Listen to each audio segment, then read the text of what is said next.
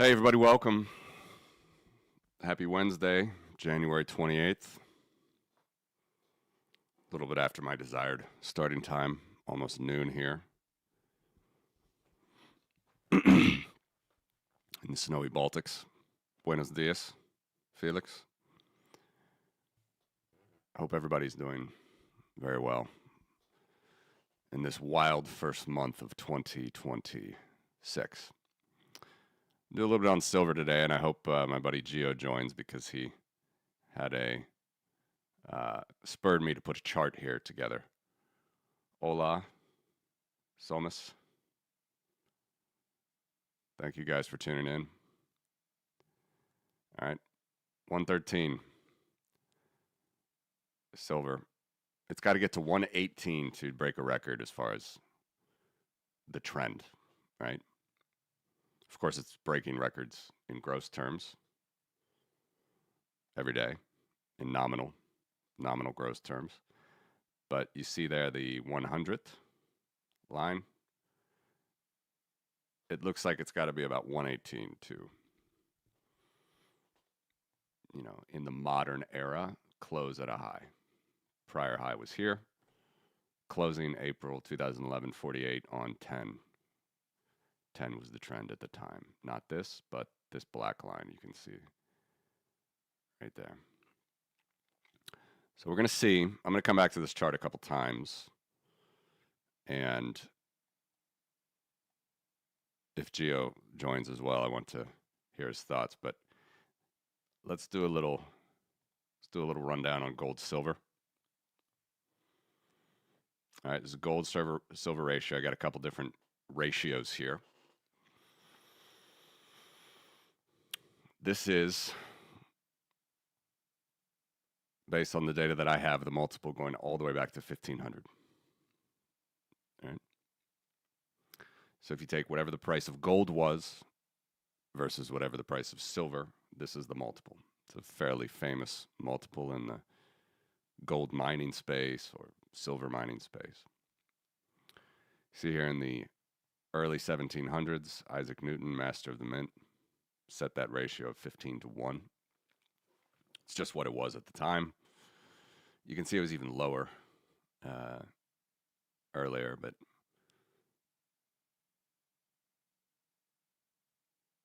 the world was quite different then, to say the least. And it's interesting.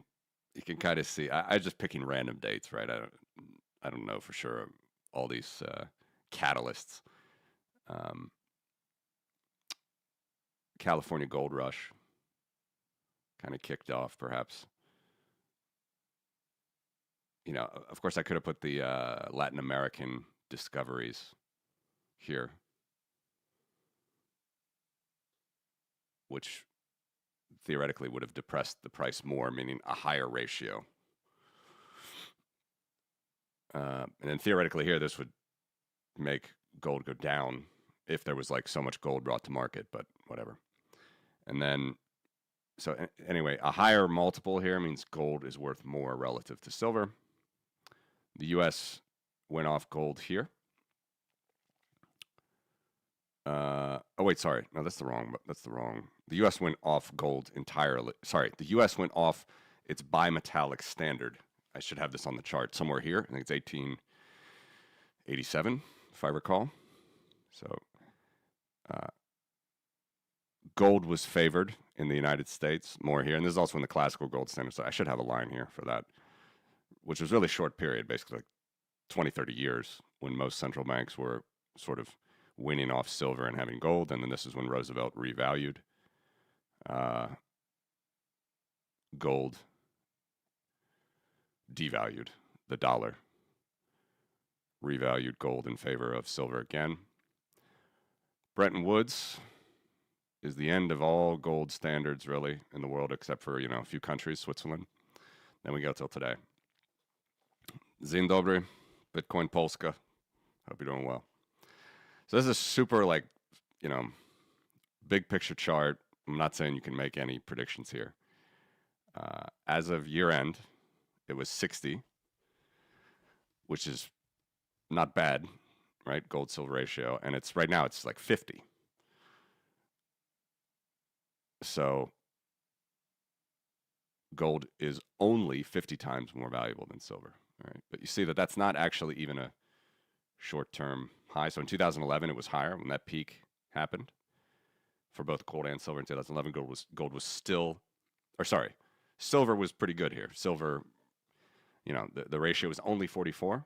So silver was a little bit better than gold, obviously. I mean, relative to what was happening in the last 50 years. But now we're doing this again where silver is really, really shining. So we'll see. How low can it go? I don't know. So as Gio mentioned yesterday, he was making me think about this.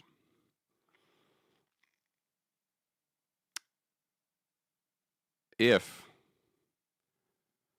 silver would get back to the old ratio, the Isaac Newton ratio of 15 to 1, then that's a hell of a rise for silver. I think that's very unlikely. It's possible, but I think it's very, very unlikely that it goes back and then stays there simply because of the trend. All right. Silver's just mined much more relative to gold, which I'll show you in a second. But anyway, here's the actual raw price data, 500 years. And now let's look at the trend. So very, very slow trend. Not a bad R squared actually, but very, very slow trend. Obviously, it's completely meaningless here. Like no one would have known here that, we're going to go into this sort of free-floating world, this fiat world. But this is the trend. So the trend itself right now is 45 ounces. Interestingly, that is exactly what it, you could say what silver topped out at relative to gold, or what gold bottomed out at relative to silver in 2011 was exactly the long-term trend, which is interesting. I'm not saying that's the target this time, but again, this is why I love looking at trends, not any sort of moving averages, but long-term trends. And this is really long here, right? Like I have no idea what's going to happen tomorrow, next month, next year. I would say it's extremely unlikely we go back to something like this. In 1966, interestingly, we went back to 15 to 1.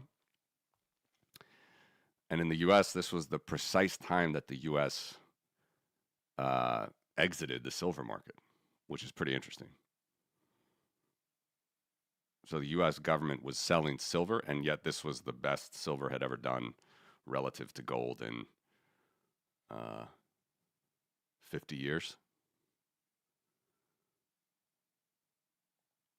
Right?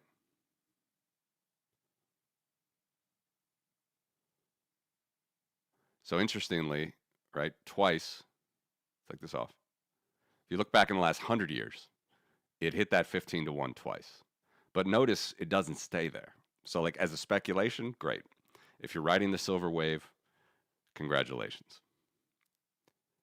There's no way it's going to stay there. It's not just going to go back and look like this. The trend is this. So that's my caution to silver bugs. Now let's look at the action. This is also interesting. So again, this is the price multiple. What a gold ounce versus a silver ounce is worth on the market.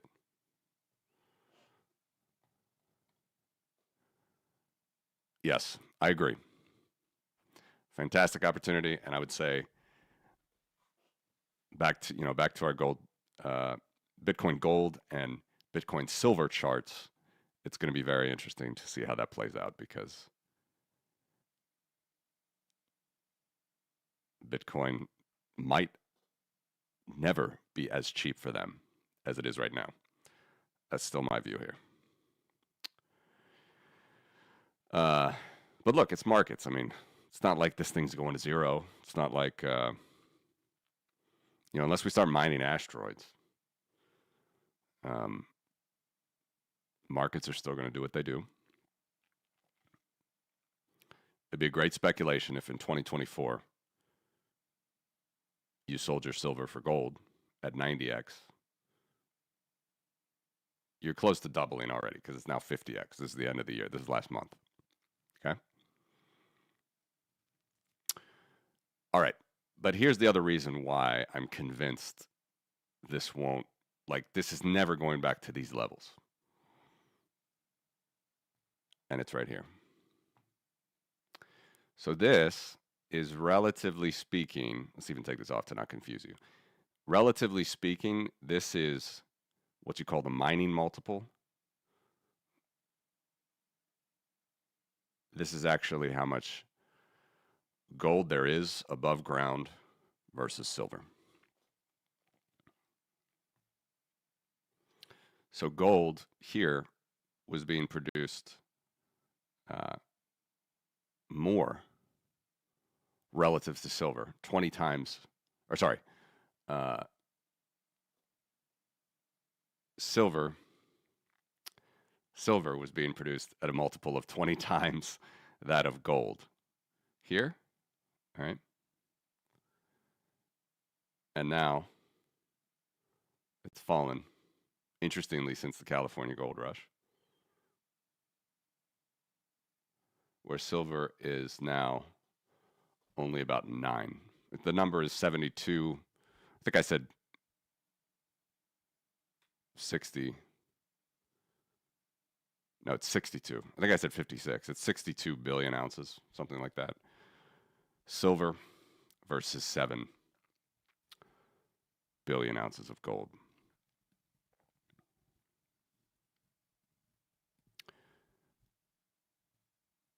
So again, what that is saying, really from, let's say, here, is silver is being produced way more than the historical ratio, right? If it should be 15 to 1 in price, it should also be 15 to 1 in supply. Of course, nothing's exact. No one knows anything here about how all this stuff will, exactly work out in the future, but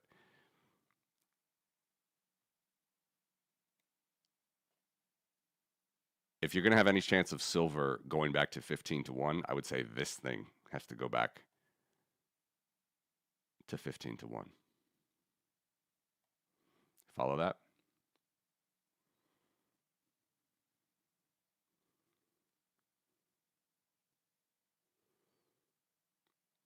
Silver actually needs to be produced less, or gold needs to be produced more relative to silver to sort of justify a 15 to 1 price over the long term. Good morning, guys. Good afternoon.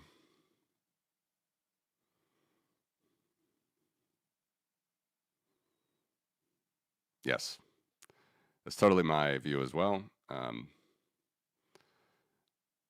look, full disclosure, I've exited most of my gold positions a while back, and I'm glad I did. We can show you the mining, or not the Bitcoin gold ratio. But the silver bugs, I'm happy for them.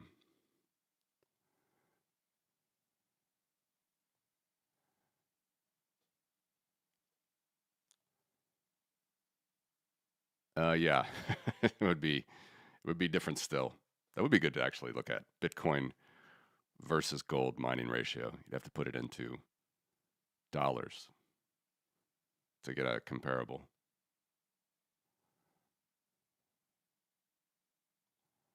Hi, Logi. Yeah, I mean, it's and it's going to be, that's the thing, it's going to be produced more, it's going to be mined more, but that doesn't necessarily mean that the price will stay elevated.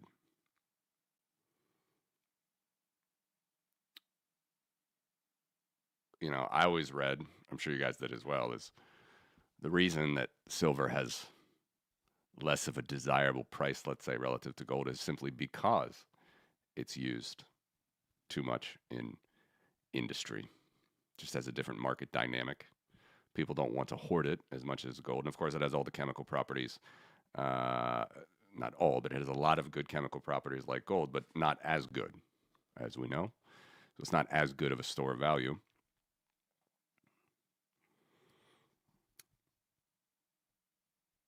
It is true. I mean, if you want to mine something, if you want to go after it, bring it out of the ground, theoretically that would eventually cause a higher and higher price. But this this story tells a different this chart right here tells a different story, right? Over the long term, over 150 years, the actual ounces that came out of the ground were 20 to 1, silver to gold. Now they're only 9.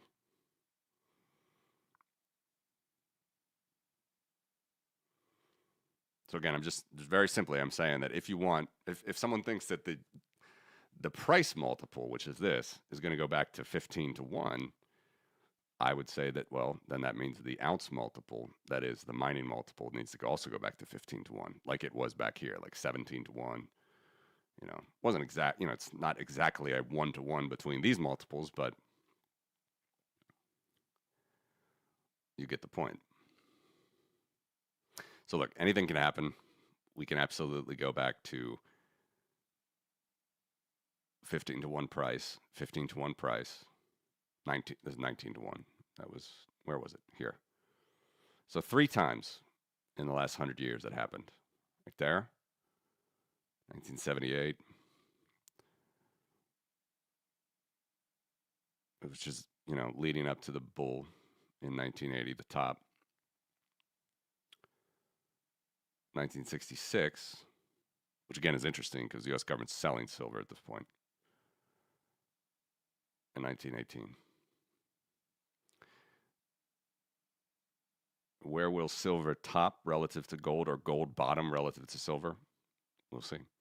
Maybe I would say your best bet is looking at this trend, which is the actual exponential trend of this green line over. Again, you could refine this. You could do shorter term trends. It's just kind of a fun thing to show you guys, but there's no way it's going to go back to 15 to 1 and stay there. It's not going to happen. Could it hit it? Anything's possible. It could hit it. It could hit 20 to 1. It could hit 40 to 1. It's already at 50 to 1. Right? It's already better than this.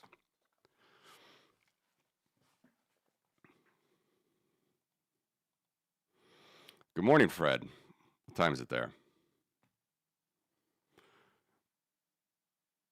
Yeah, so our silver friends, again, in dollar terms, I would say caution. In Bitcoin terms, oops. I'll show you the Bitcoin terms.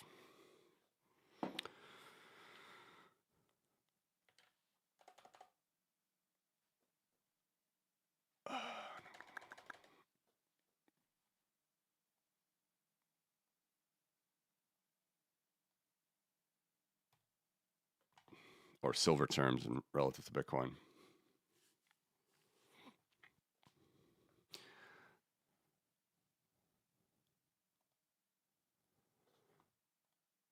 Yep, Hunt Brothers did it here. They were on fire right here. They were loving life in 1978. By 1980, 81, they were bankrupt. Not them specifically, but their funds. All right, so this is where it comes down to Bitcoin. This is why these are awesome charts to look at right now, because I think this is a governor on the dollar price of Bitcoin. Look at this. It's a new low every day. Silver bugs relative to the power trend are getting as cheap as they're ever going to get it, and that is still 824 ounces of silver. How much lower can this go?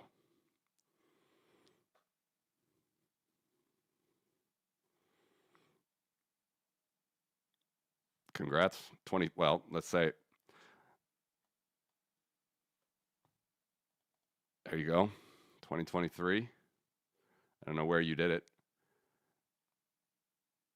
It's still pretty good, right? 1,000 to 1. A little bit better deal now. It's not going to last long.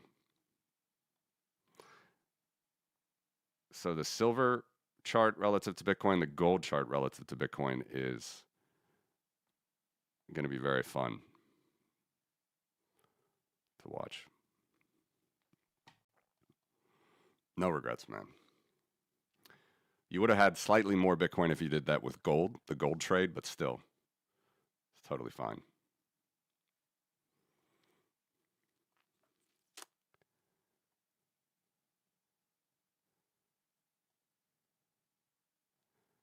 You know, on the good old gold silver ratio, yeah, we're already at 50. Trend is 45. Maybe we go to, 2011's bottom for gold relative to silver was 44. Maybe we go to 20, 30. But there's no way that we go to 15 and then we just hang out there. But caution, caution, caution, caution to all silver bugs.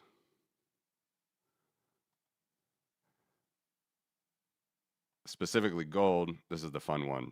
It's just kind of like totally made up numbers here, but assume that we go back to $4,000 gold at any point here based on the dollar trend and the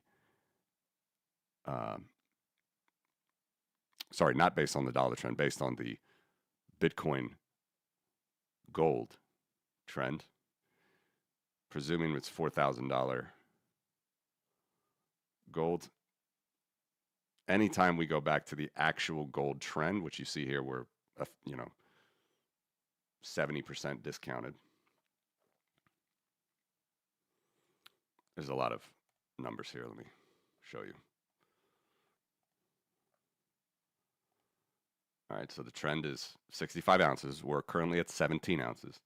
If we get back to 65 ounces, and presuming 4,000 gold is the number for a while, which is totally possible, then you get this Bitcoin price in dollar terms. This is now in dollar terms. It's kind of a weird chart, but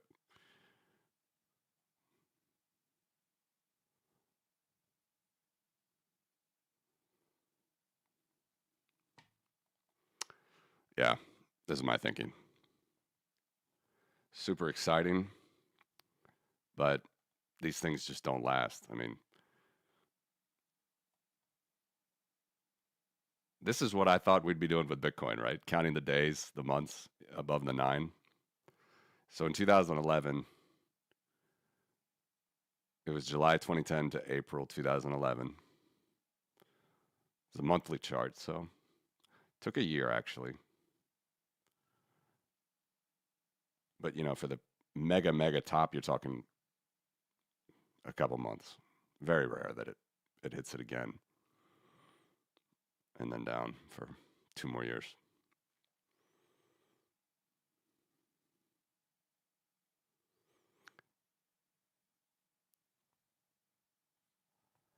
It's fun. It's a very fun time.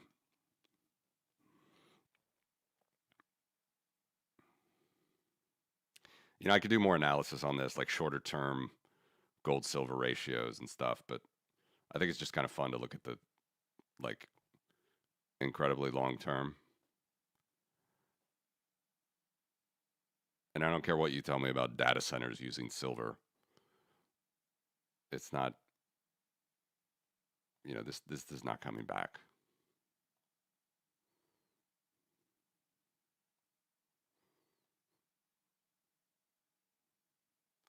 So gold silver ratio bottoming for gold at 40, 20.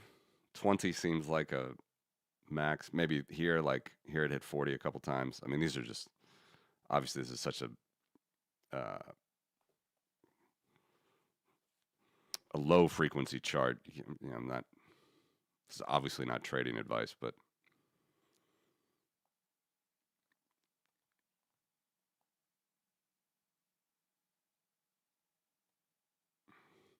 I wish Gio would get on because this is the chart I wanted to show him.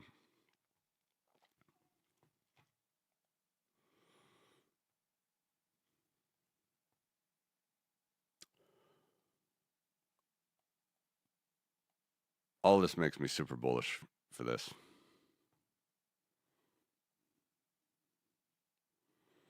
I mean, how could you not look at this and be enormously bullish?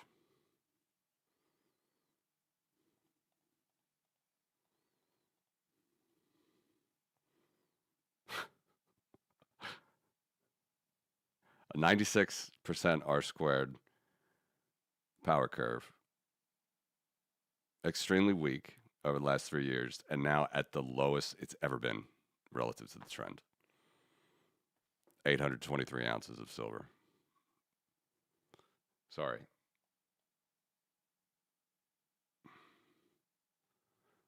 I guess I don't have today's on this one. I thought I had it. 785, roughly.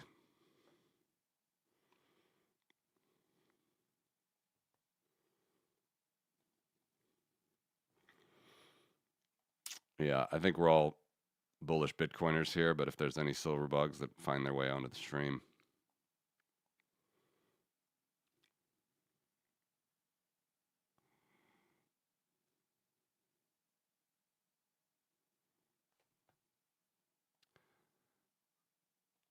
This is, though, I mean, Fred's true what he's talking about. I mean, um, this is obviously, again, enormously bullish stats for Bitcoin.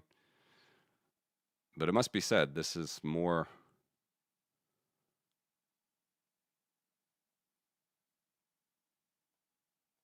Well, let me just show you. Where's the. Did I not? Oh, I gotta pull it up.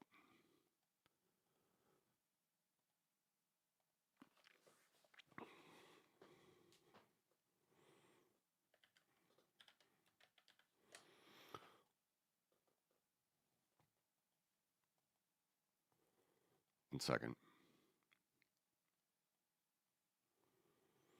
You know, as you said, Sandro, if you sold in 2023, yeah, you're better off right now. But again, this is such an extreme move. If it was gold, it's actually milder. So let's look at, say, 20. I've shown you guys many, many times, right? We're still cheaper than 2022 gold bottom, right? Which is right here. I mean, Bitcoin is still better even than here when it was trading at 9 ounces. And I find it extremely unlikely it's going to go back to 9 or 8 ounces now in gold. 2023, yeah, you'd be about the same price in 2023, Sandro.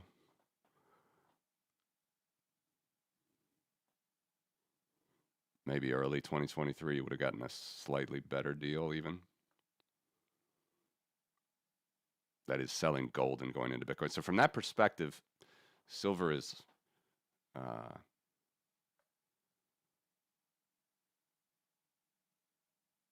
mean, silver is strong. Silver is at the strongest it's ever been relative to the trend.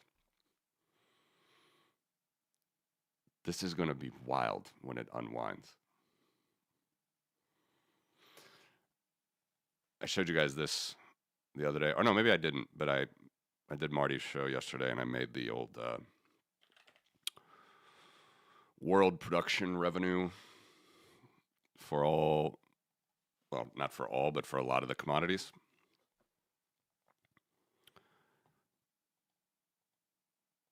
And here again, I just can't help but think that, you know, these old, slow, sometimes toxic industries, I mean, all toxic industries, certainly they have value. Oil more than, say, gold, but let's just do this part again. This is actually my most bullish chart for Bitcoin, right? I've talked about this often. We're at the same level of revenue for miners, $17 billion a year that we were in 2022, which tells me it's not the top. It could be the top, but if it is the top, I think it's not as deep of a fall as here, I think. But the silver bugs are just, I mean, as rich as they've ever been. The silver miners, let's say, it's a $34 billion industry at the moment, compared to Bitcoin's $17 billion industry. Gold bugs had their best Christmas ever. $400 billion industry.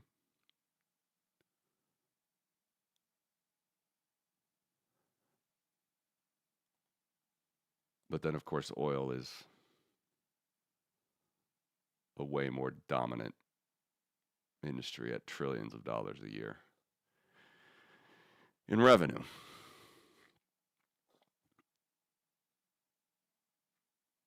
So even if you look at the old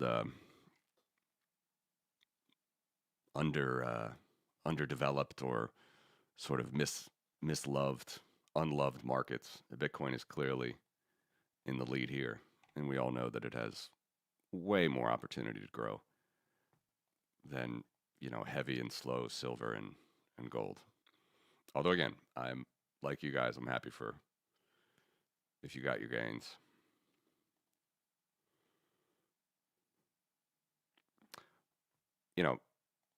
Past this prologue, I just imagine it's gonna be something like this. Like, look what happened in 2011, right? Price peaked here somewhere. No, it peaked here. Actually, for gold, it was later. I think it was like November. So price peaked here.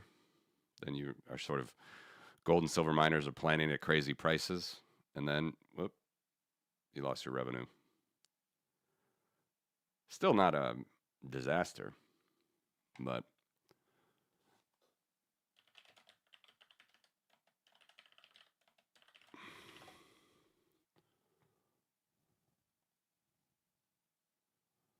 so I told you guys as well about this story. Just one example. This is going to happen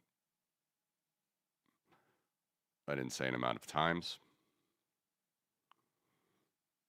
Sprott, great gold investor, bags a $1 billion return, 746% return on an idle Nevada gold mine. It was like $2 billion or something was his stake. It's not producing anything, but this is what happens when markets go irrational. This is the moment they've all been waiting for, that's for sure.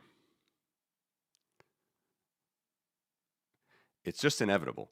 They plan for it, they think about it, and then the people that were in earlier that thought ahead, they're the ones that are going to bag all the profits, and then retail's going to come and buy all the losses.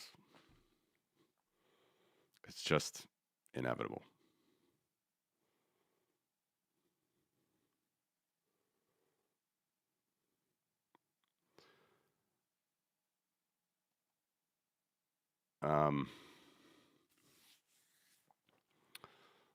This is a little peek again of what you guys got coming. We'll finally get a better.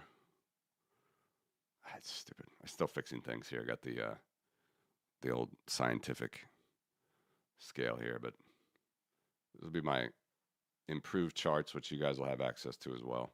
It won't actually be as completely fancy because I want to try to make it really fast and everything, but it'll be pretty good.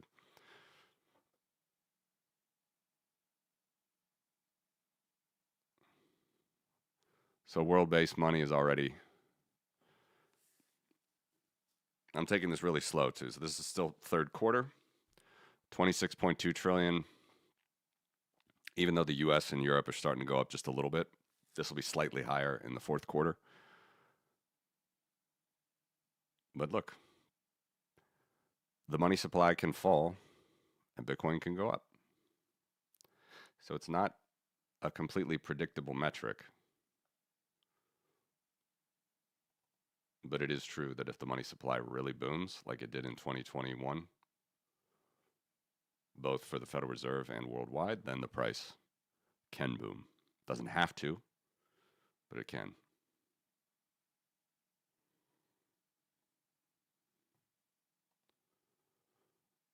I took out rest of the world just to show you again. It's confusing, right? So the Federal Reserve was not printing from 2014, and the price boomed. But actually, if you do look at the whole world, kind of lines up. Sorry. 2017, top.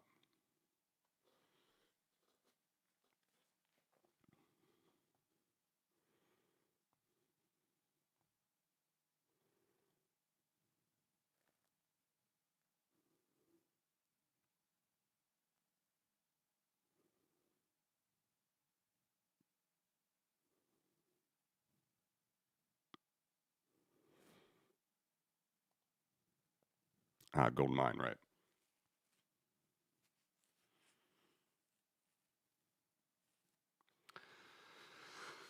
Knowing you know, again, I'm so outside of these insider deals. Um, Here, hold these bags exactly. But as I've been telling you guys for a long time, I'm the anti-newsletter guy. I mean, I started to read them here. How many stories about gold 10 baggers I read? Never really got any myself. But they would just dump on retail, especially the newsletter readers.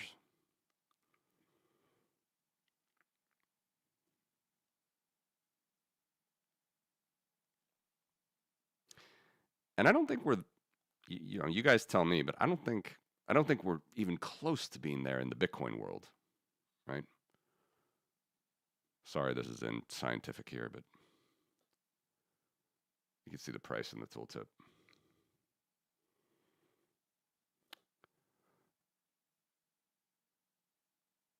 You know, Bitcoin holders are just so retail focused, so, you know, just the whole Bitcoin market is born in retail. I don't think you can dump on Bitcoiners where you could dump on gold and silver newsletter buyers.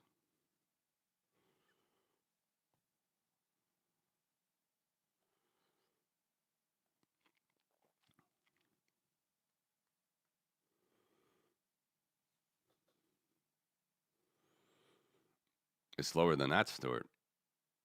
You mean on gold? The silver, it's the zeroth.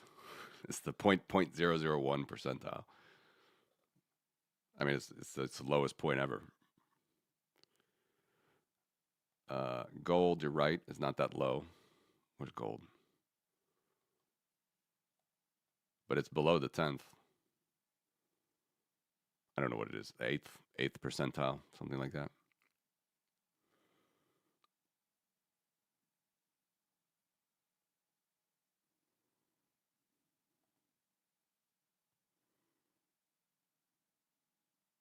I love it. It's actually times like this where I have even more comfort in Bitcoin. I told you guys I was watching Bloomberg yesterday, and they're like, oh, okay, well, if you have, you know, a lot of these funds, they have to diversify out of their multiples and gold profits. Where are you going to go? Of course, they don't answer the question, even though the answer is obvious.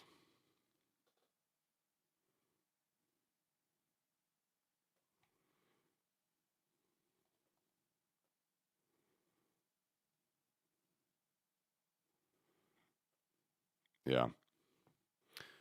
Whenever Geo gets on the stream, he can tell me about how it's going back to 15 to 1 gold silver ratio, which it could, by the way, but that would be such an extreme event.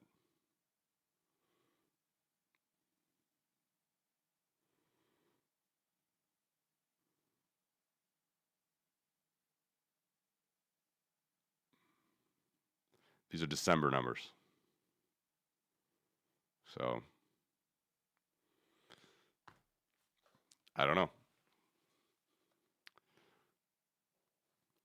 I don't know where it will bottom. That is gold relative to silver.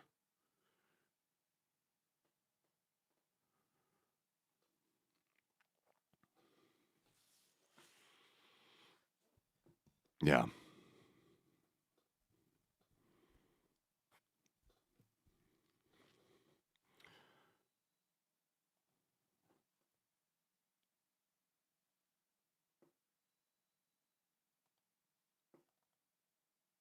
You know, again, I'm cautioning always like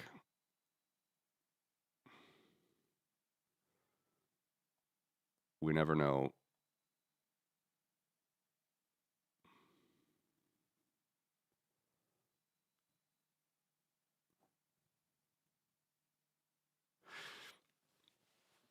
You know, if you look at this and you try to pick the cycles, I think someone mentioned it before, and Sminston keeps having these good charts. I'll see if he has one. The business cycle might be the best logic for Bitcoin here, better than the 4 years. We'll see.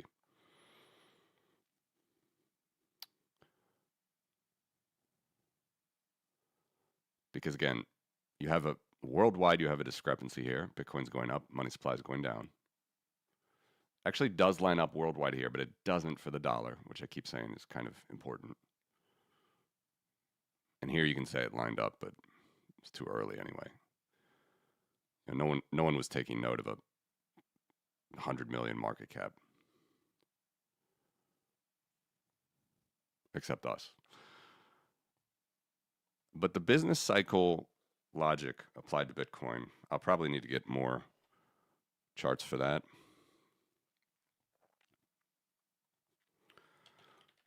If Smithson ever stays up late,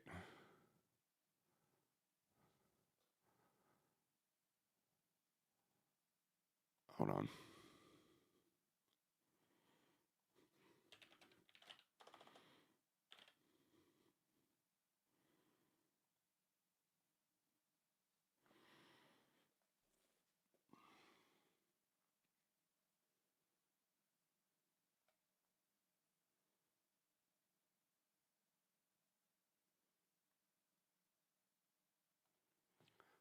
This is a great one, by the way. His oscillator is different than most.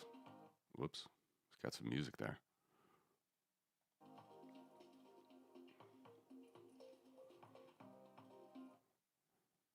Why can't I click this video? Anyway, lower is buy, so red is sell.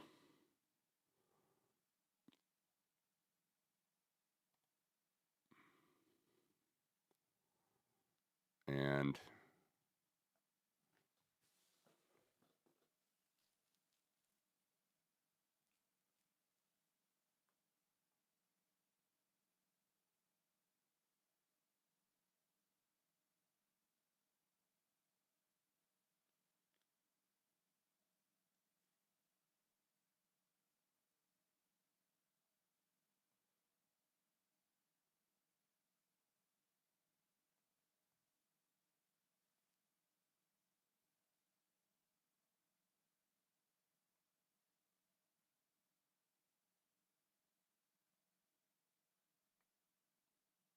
yeah, again, I'm not into the TA, but he's got. Sorry for the dead time here. This is still the last one, I guess. So, actually, this is only 7 days ago. It's not bad. So, copper is close to the business cycle. And copper could be actually one of the more interesting ratios for Bitcoin to top. And what I would say here is whenever the bottom happens, we don't know where it is. It's not like the top comes immediately, right? It has to build to it. So the bottom takes 2 years to build. Bottom takes 2 years to build. I still think this could go lower for like another year, but it is true that this is unrelated to the 4-year cycle. So I do think this is quite interesting.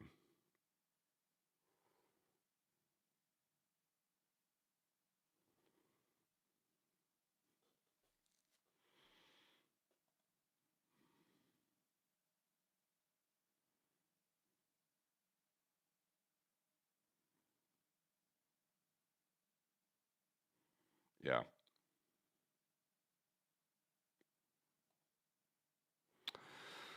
I wish I could tell you. I wish I could tell you.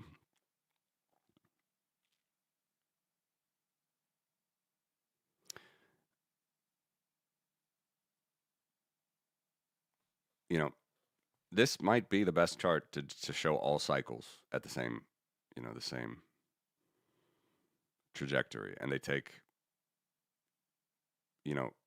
forget even bottoming out. You still got to wait, to buy the top. So, but it's certainly for everybody. It should be a much more comfortable phase down here. Like this is the Bitcoin builder phase. I mean, you shouldn't be disappointed whether you buy Bitcoin at 90,000, 70,000, or 60,000. I mean, it's compared to buying it at 125. But I just don't know. I don't know how much longer this can go.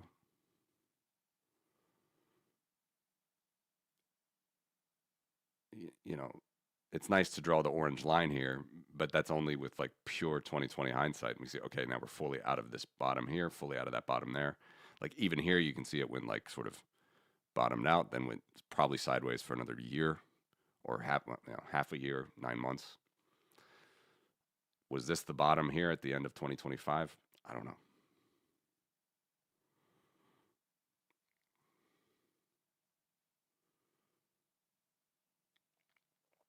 Thank you. I'll check it out. Should I check it out now or later?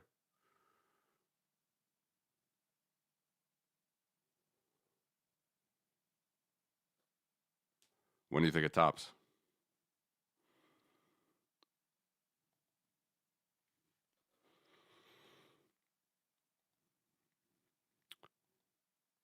I don't want to talk about those yet.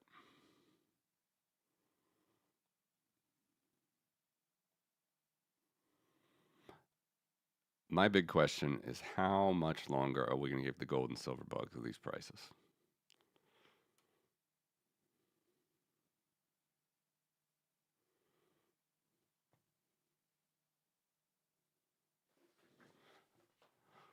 Okay, Stuart sent me something, which is great.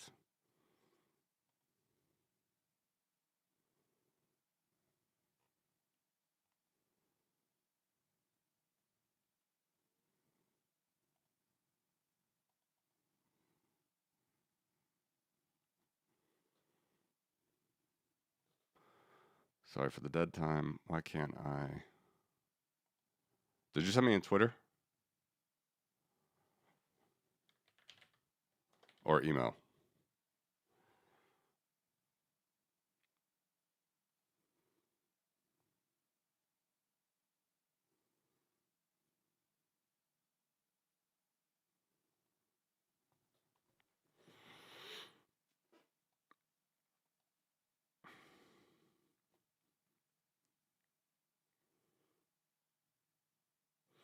Do you have a preference on where you think the gold silver ratio should be?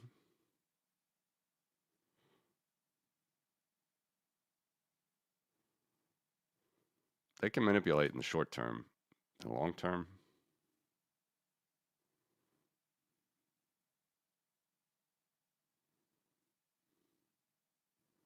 50, 60, 90.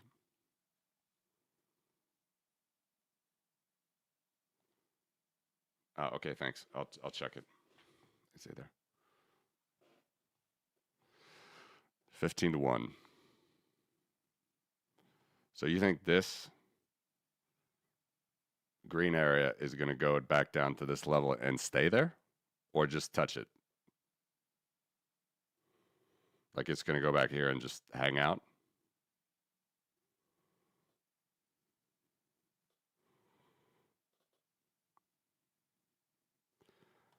Especially as gold is only produced at 8, 9 times more than silver, not 15, 17 to 1 as it used to be in the old days. It's a hard argument for me to buy.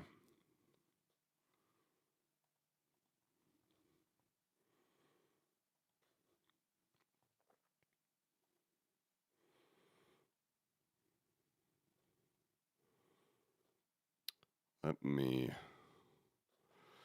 get Stuart's email.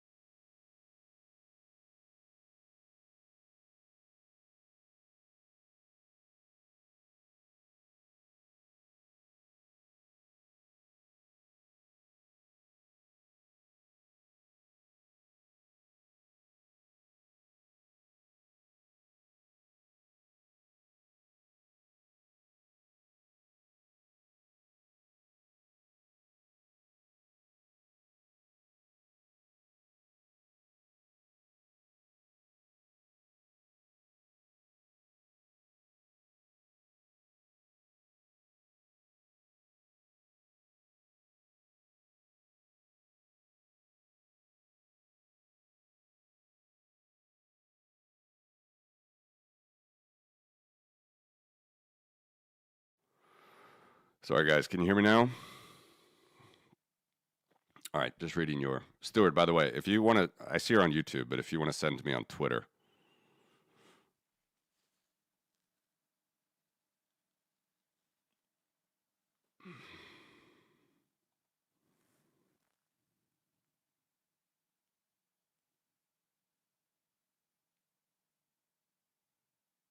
yeah. No, look. I don't disagree with any of that. I think that's all possible. We go $300. We go $500. I just yeah. Thanks, guys. I just don't. I would just maybe say caution because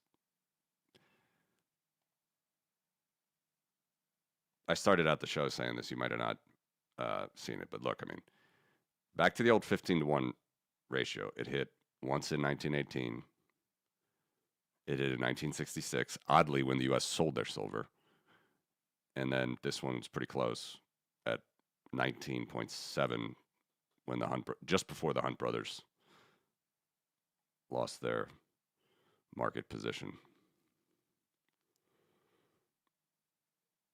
To be clear, I think it totally could go to that level. It's one of those things like going there and then staying there based on, generations of a trend. It seems hard for me to believe. And especially when you have the governor of something like Bitcoin, this is the most interesting thing to me from a Bitcoin perspective. We should be seeing, based on the power trend, 5,000, 6,000 ounces of silver per Bitcoin. We see 824.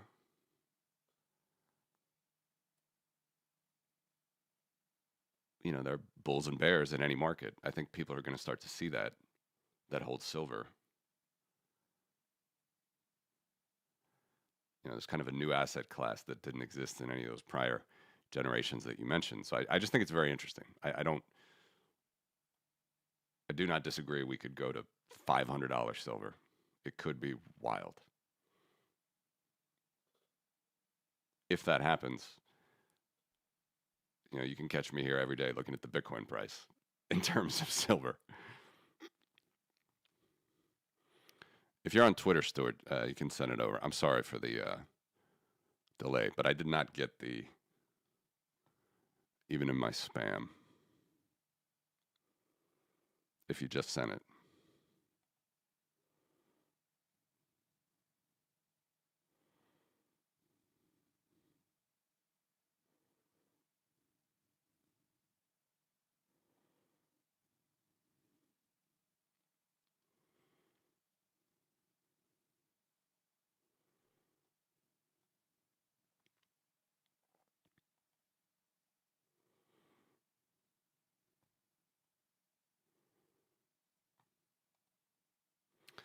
Yeah, I'm more here. I'm more aligned with you. I mean, these are monthly closes, but I just have a hard time chalking all this up to market manipulation. I think it's just markets find a price.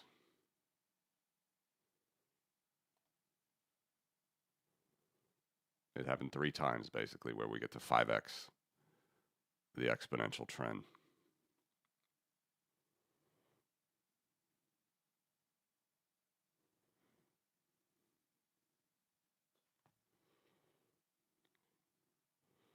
Doesn't mean it can't double from here, but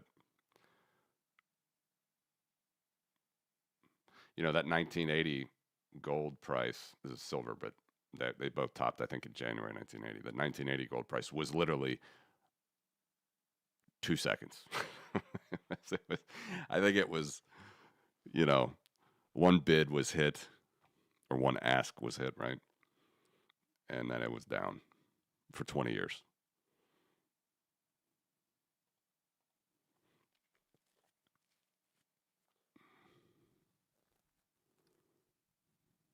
Yeah, also true.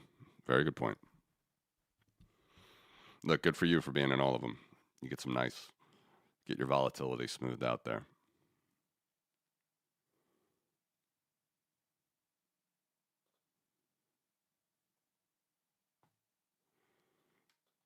It's exciting. You know, we never really, we just never really saw this when Bitcoin was alive. 2011 was, you know, heady days after the global financial crisis. People really didn't know what was going on.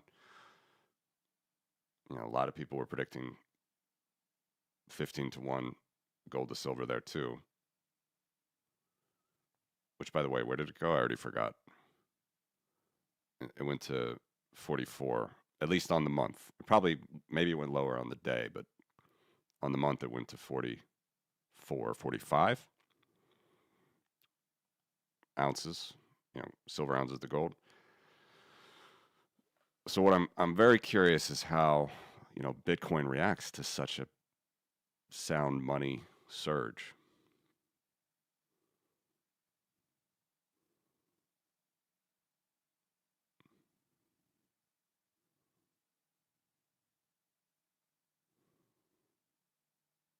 Bitcoin market cap was $1 billion here or something.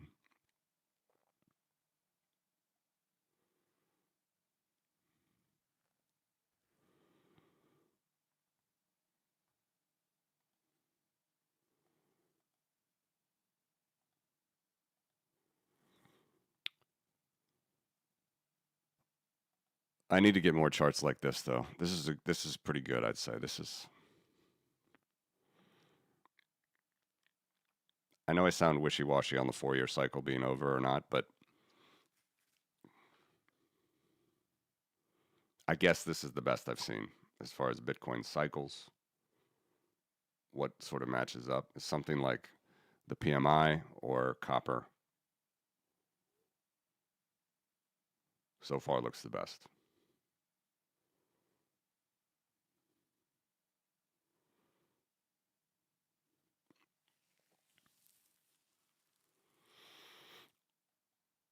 I hope you all are as excited as I am.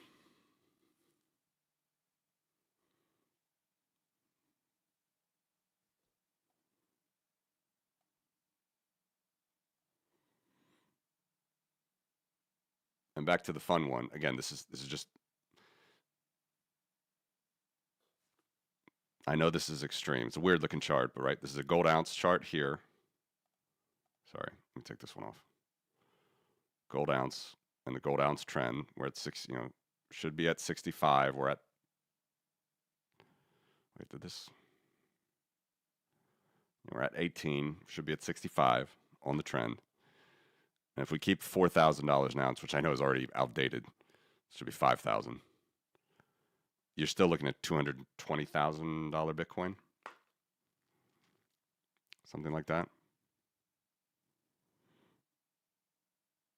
And that's just getting back to the trend. That's not going to the 90th percentile or anything. It's getting back to this black line, Bitcoin in terms of gold.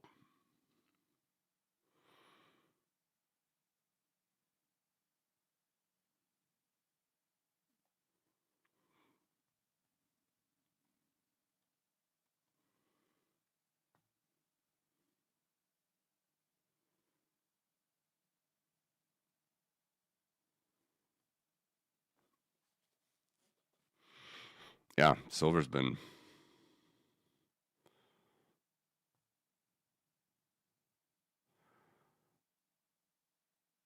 I don't make predictions like that. Let's say I guess we're maybe mixed in the chat, and it's a train. It's a train right now, and it could absolutely double. But what I would say is, I'm a broken record right now, but I would caution because markets typically don't go and then just hang out at new all-time highs. It doesn't really matter the asset you pick, stocks, bonds, yield-based assets, non-yielding assets. You see this all the time. So Bitcoin does this. So if it doubles, caution. And again, I'm gonna track this now every day. This is even more interesting than the Bitcoin gold chart. Relative to the trend, we are unbelievably cheap Bitcoin if you're a silver bug.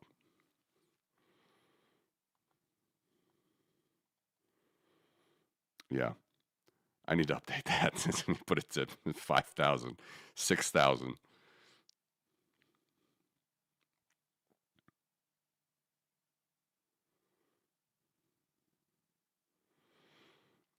God, silver, and gold. And Bitcoin?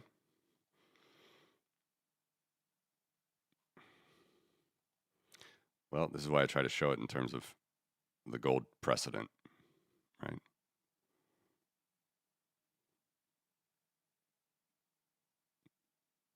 If at any point we get back to the gold Bitcoin trend, Bitcoin gold trend, Bitcoin in terms of gold ounces, and gold stays at $4,000 an ounce, which is way too low as we see. Although I think it could fall back to that, so maybe this is a safe way to look at it. Then there's your dollar price Bitcoin.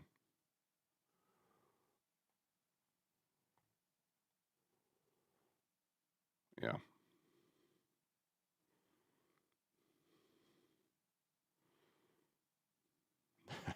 Okay.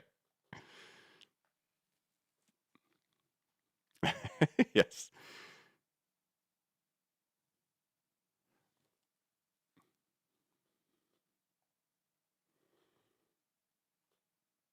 Good for you. Good for you being in all three.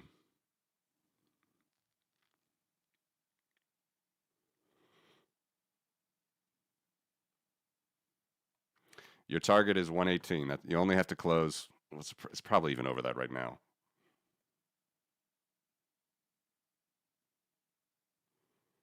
What is it?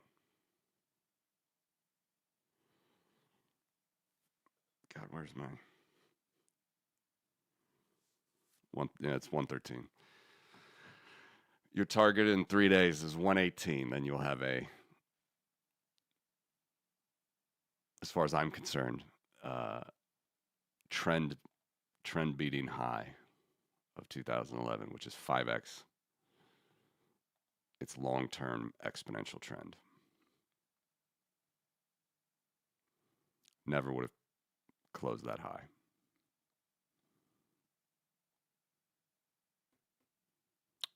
$118. Seems like he's going to get that. Another fun one.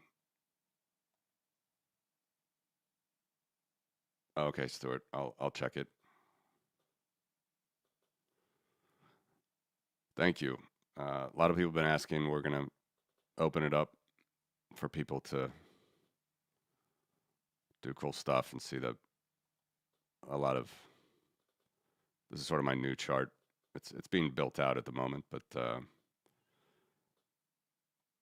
I know people like to see all the different things we can do.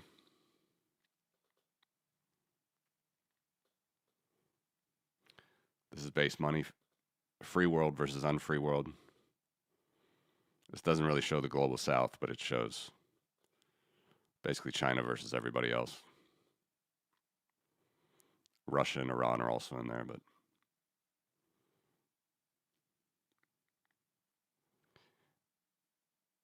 this is the central bank money.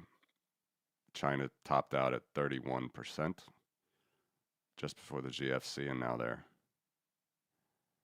at 23.8%. And they've been purging generals, so as far as the free world goes, I live in Eastern Europe, so I'm always worried about this stuff.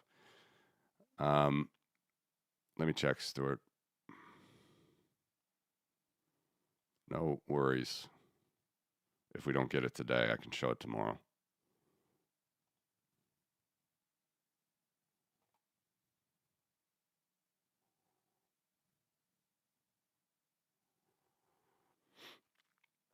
info@porkopolis.io or info@cryptovoices.com.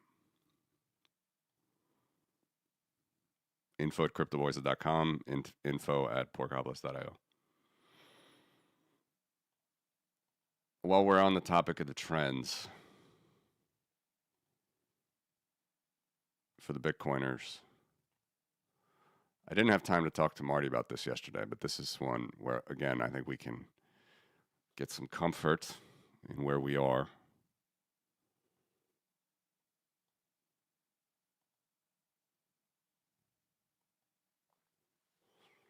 If I can pull it up. Sorry for the dead time today, guys.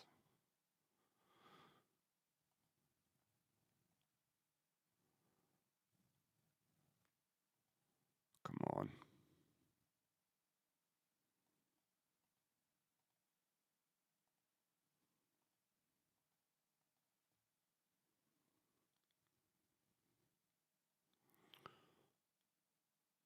So this one is also one I should probably keep revisiting, right? So power trend, a little below it, but not way below it. That's the question. How low will we go this year? Or will we ride the coattails of this precious metals bull?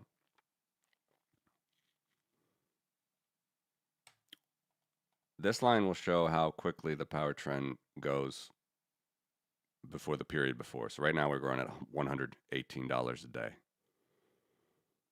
By the end of the year, we'll be growing at $152 a day on the trend, which is the best trend ever, the Bitcoin power trend. But now if we put that into, say, 3-month growth, every quarter, the power trend is $10,000 higher than it was, you know, in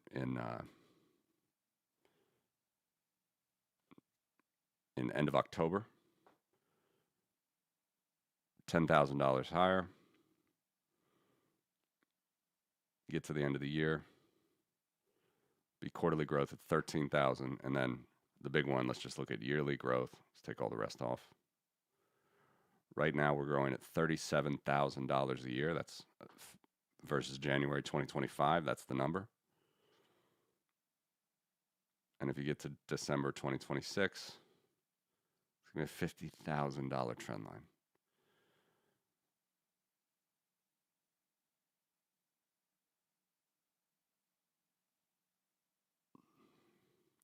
I know I'm preaching to the choir here and getting excited as I show these numbers, but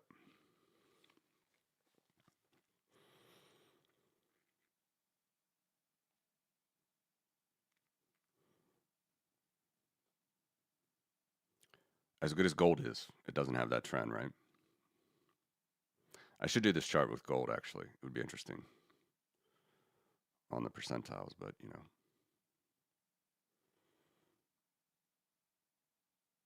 We might get to $1,000 a year gold at the moment. It would be less before, but that's why Bitcoin's a great complement to gold and silver.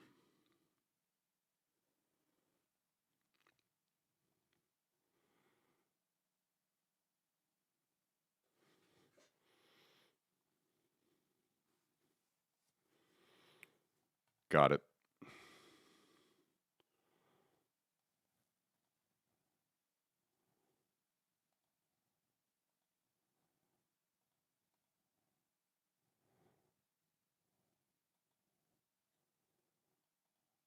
Did you attach it?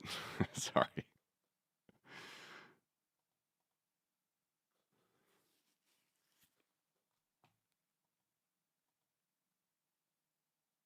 My email editor might be bad. If you forwarded it, I see reply. Did you forward it? Could you check again if you forwarded it? I got the email, but no attachment.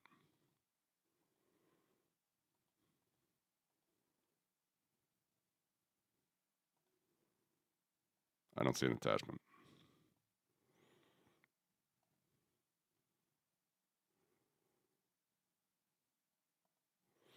Yep.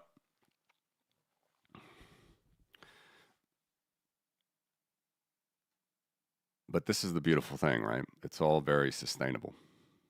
My word, nobody else's word, I think. You know, the power trend being proportional, stable, I'll pull up the percentage. I need to brush myself up on that.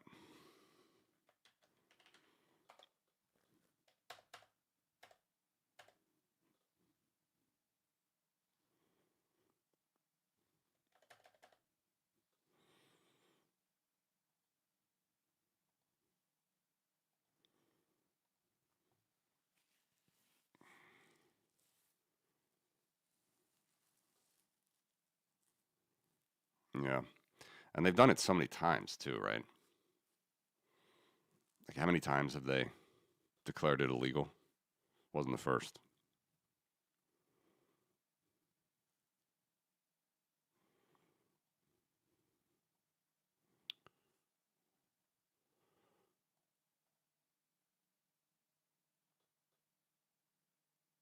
All right, 1 second. Just, yeah, 2021. Thanks. So just to get back to here.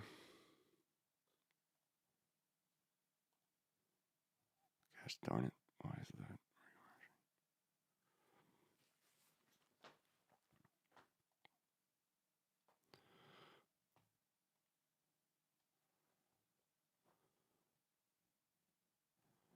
So here's the Bitcoin, obviously is super volatile in the old days, getting less volatile. These are annual returns in green. If you take out the noise, you do the trend, is the return of the trend. 42%, a little under, ended last year. Actually, exactly, 41.9. And by the end of this year, see, it doesn't fall much, right? 30, 39. And by the end of 2027, 36. Still fantastic. Now, gold and Magnificent Eight stocks, you know, AI plays, have gone at 40% the last 3 years. That's true. Kind of outperforming Bitcoin, but still on a curve, on a power curve with such a nice. Then you see the dollar value of this stuff. I mean, it just starts to look pretty wild. We get to 1 million, start of 2031. No, sorry, start of mid 2033, actually. Mid 2033. And I think probably in 10 years, this is when Bitcoin's $2 million, however many trillion in market cap that is, this is where we start to play with the big bosses, in my view, between 2035 and 2040,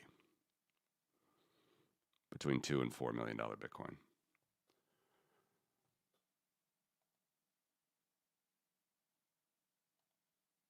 Okay, got it.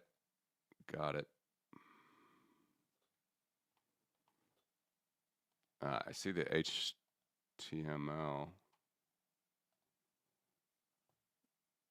Let me check. Let me see if I can get this on a good photo editor. We might have to talk about this off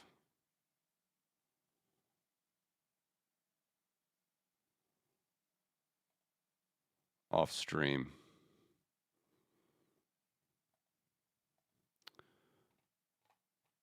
Because I can't even try to open this with a photo editor, and in a browser it's not opening for me.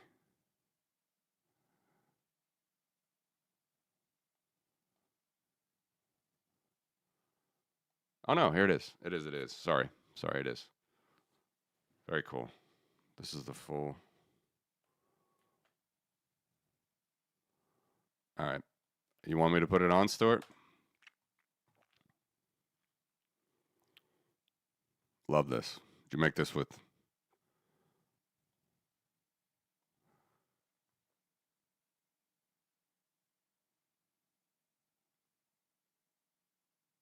No. You got it. It's all good. It was my fault on the. So this is on the Dixie. You got an oscillator on the Dixie. RSI.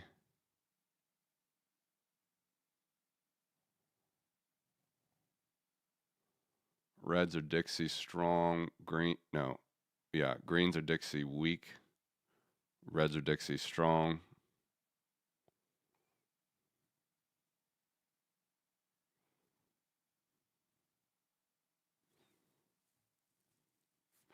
Any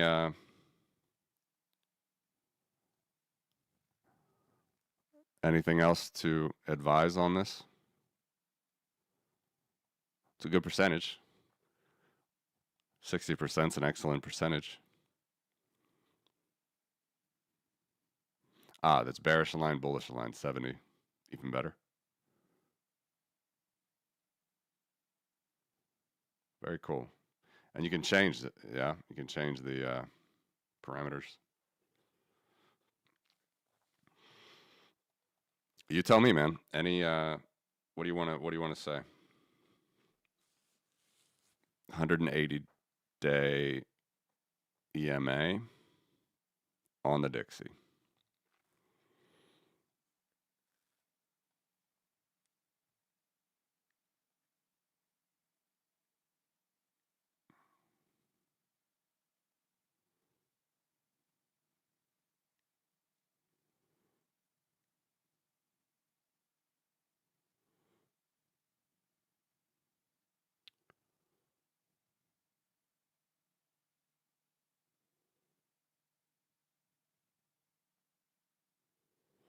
So the idea would be when you go from green to red, basically get out. Not financial advice, obviously. So it's pretty good here. Here it kind of went against you. Here it kind of went against you. Can I zoom in on this? No, this is cool though. It's very cool.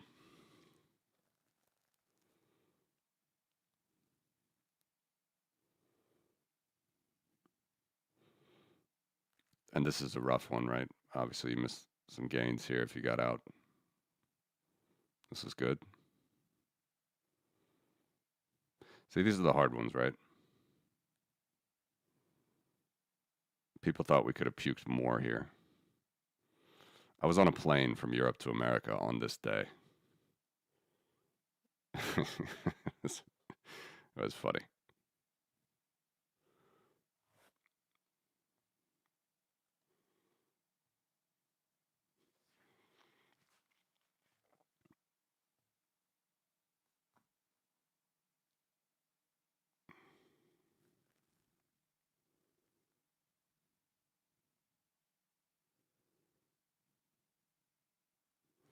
It's a high signal layer amongst others, which can be stacked. And basically, when the long trends happen, you can see the down or up force factor. Yeah, that was very cool. I'd love to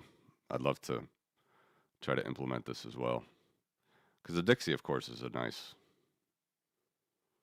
benchmark to use.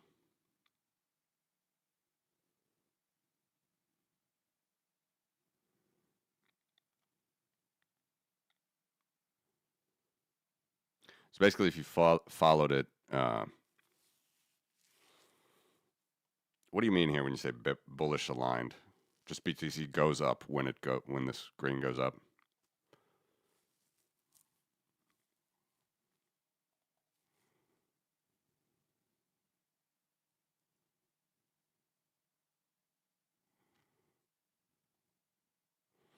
Do you have like a back tested win ratio? Like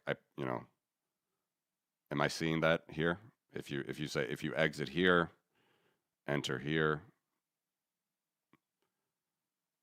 exit here, enter here.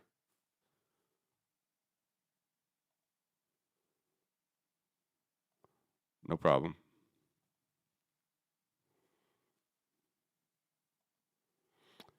Do you mean USA Treasury or a stable coin? I'm not even sure what you said is.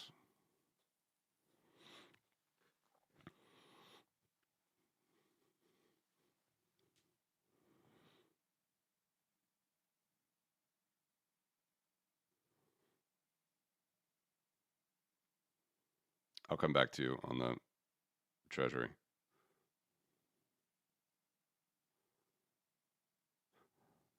But is that is there actually an entrance and exit like record? You know, just assuming you started with $1 or whatever. You exited on the reds, entered on the greens. What's the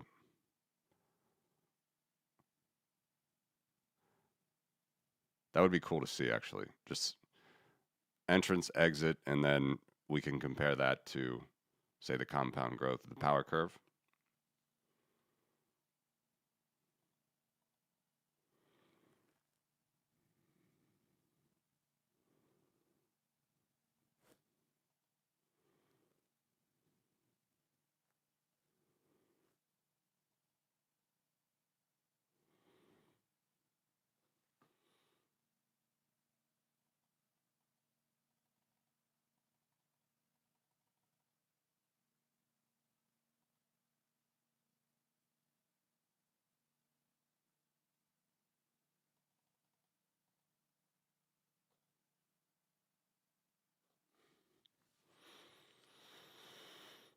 Yeah, I'll have to check it out more, but I would be curious just to see a win rate, or like, you know, how much the growth is if you follow this to a T. You know, if you just take some capital, I don't know, starting here or whatever, June of 15.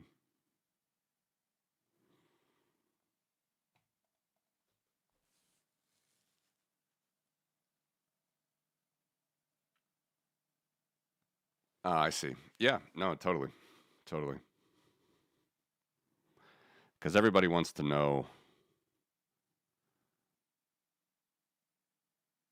Well, everybody wants to know obviously where the price is going, and I never really am good at showing that. But relative risk, I think, you know, these trend lines shown pretty well.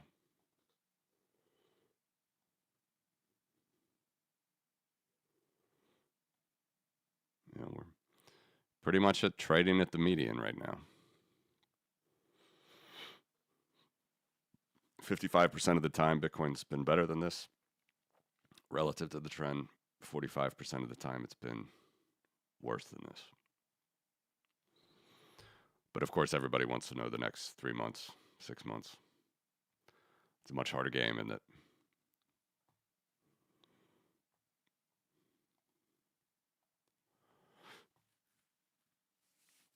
And it's also why I keep showing this, or I'll start to keep showing it more. Like, yes, money supply bodes well for the Bitcoin price, but that is an increase in it, but it's not always a guarantee, like we've seen here. Nice divergence in Bitcoin's favor. And probably next year, this year, it's going to be even more printed money as a tailwind.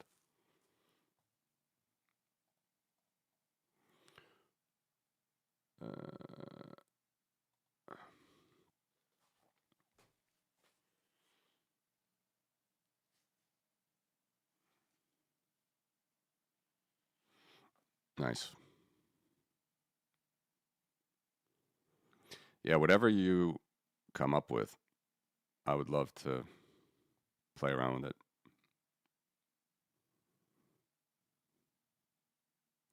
Because here's another factor, which I think is, it's always arbitrary when you pick the start date, right? But so I showed you guys this trailing 12, no, this one. So the power curve is growing slower every year, right? Just a little bit slower, not a lot. It's going to take till like 2070 to get to 10% return. So, and by that time, it's going to be a whole different world, which is hard to predict. But we can look at the CAGR of the power curve.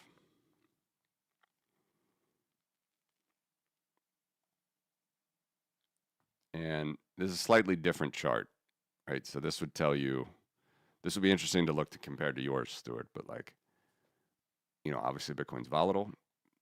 You know, the price, you buy the tops, you get a worse CAGR. You buy the bottoms, you get a better CAGR. You smooth it out, you get the trend CAGR. And this is where it's kind of arbitrary, your starting date. But if you're looking at this at, say, starting this analysis in November, October 2014, we can say that the power curve, if you started buying in November 2014, you're roughly at a 75% CAGR. Like if you bought in November 20, just if you bought and held, and this changes every day, by the way. In the back, this is backwards changing based on whatever the price is today. So even though the price was $350 in November 2014, let's assume you bought it at 270, which is kind of unfair. You'd even get a better deal, but on a trend, 75% CAGR. And of course, you go down and you see wherever your starting date is. And then that's what you would make if you just bought and held, right? So if you bought on a trend here, which of course there can be quite a variance, but September, you can start to average these things or whatever. But September 2020, the price was 10,000. The trend itself was more, 14,400. So if you bought the trend and then held till today, and it's true that the price that I'm showing today is the trend, not the actual price. So that changes things. But you bought and hold, and then you're basically banking on selling at some point when the trend equals 125, which is not right now. It's true. But basically, you're buying and holding, you're getting a 50% CAGR on a trend. So that would be interesting to see how your, depending on various entry points, just buying and, well, you're not buying and holding, but exiting and entering and exiting, how that you could translate that into a CAGR. But yeah, this is cool. It's very cool.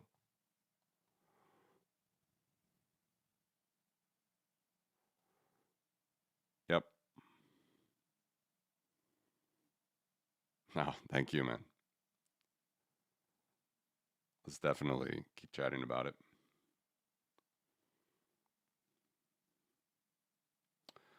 So yeah, USAT, I don't even know.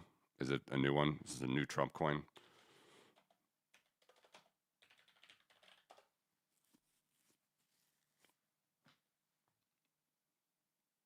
This is Tether's new US regulated stablecoin. Yeah, fantastic.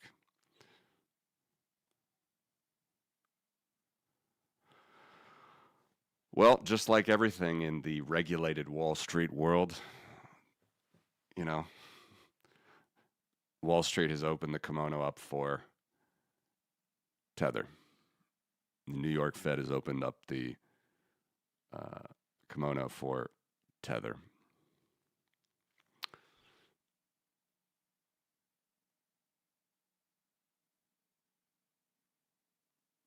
I have no idea what I didn't even read the press release, as you can see, so I have no idea what even the benefit is of USAT versus USDT other than being regulated, which probably means more costs if you want to get a yield. But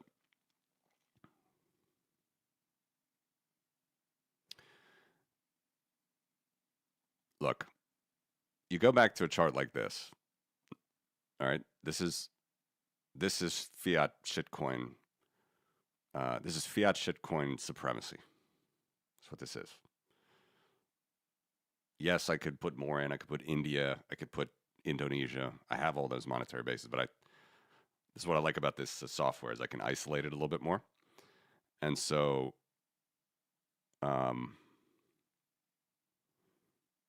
these are the problem child currencies in the world, really. China, Russia, Iran.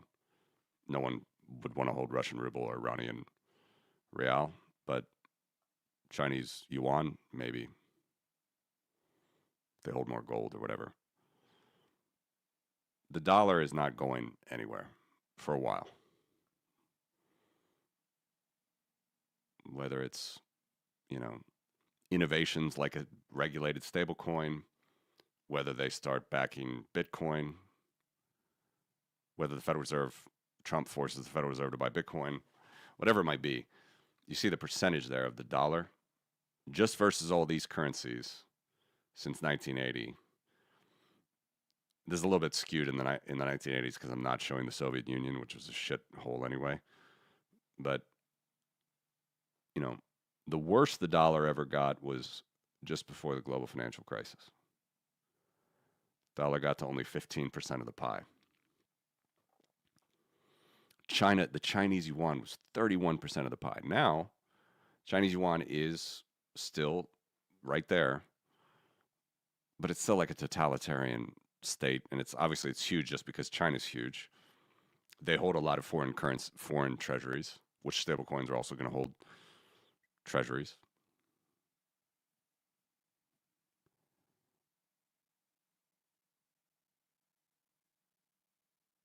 I'm not as much of a doom and gloomer as a lot of gold bugs. I'm not saying you are. I'm just saying I just want the free world to win. I would like people of Iran to be free, people of Russia to be free. We see the paranoia that's going on in China. But of course, it's not all going to be beautiful like that. So then you have to go back to this chart, which is the one I always come back to, which is how much is the Federal Reserve monetized of the U.S.'s debt. And actually, what Powell has done over the last 3 years is pretty favorable to Trump and whatever Trump wants to do. So I know you got the zoom button in the way here, but this Federal Reserve's holdings of treasuries, it's basically the same thing as the monetary base, the printing press.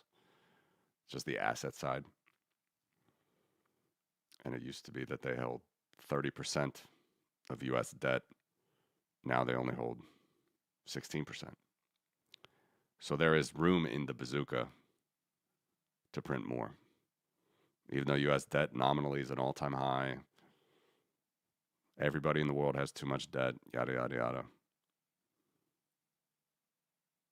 You know, the U.S. is the superpower. I mean, it is. Saw how easy it was to take out Maduro. Saw how easy it was to bomb Iran. Whether those people are actually going to have freedom in those countries is another question. But the U.S. is going to protect its hegemonic status, whatever, any way possible. That's for sure. So yeah, it's probably going to be good for. Certainly going to be good for Lutnick and all the Cantor shareholders and the holders of Tether. Unbelievably efficient business you have with just printing a token to buy U.S. Treasuries, which is now regulated. But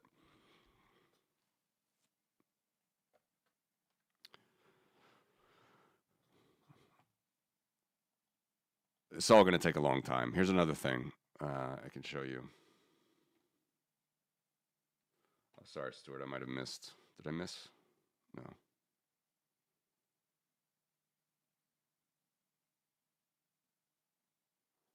It's a good comment.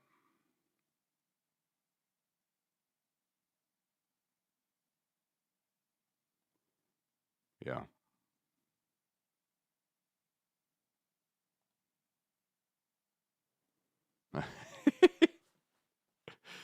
Yep.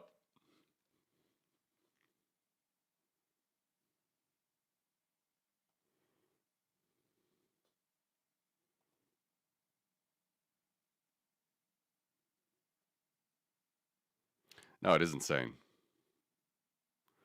I have that same chart, by the way, in GDP. I need to stop this here. I need to go here. So similar trajectory. Of course, China, everybody knows China's the manufacturer of the world, yada, yada, yada. But it's not like, I mean, Russia is just, the best that they did was before they invaded Crimea. It's only been worse for them. And this Iran thing is actually overweighted because it's I usually use the black market rate of Iran, but I'm not using it here just for simplicity reasons. So this is actually even less. So as bad as all the debt is, all the monetization, I still think, I hope the free world can stick together. Even Japan. I mean, Japan is wild. If you look at this, how big of a share they were in like the 90s. Look at that, 17, 18% of world GDP. It's not world GDP, but this is my free world versus autocracy. Just a few, non-NATO is the big area here, not non-US NATO. Now Japan is only 4.7% of US GDP. Of world GDP. Free world versus autocratic GDP. Yeah, that's true. Hello, Kurt.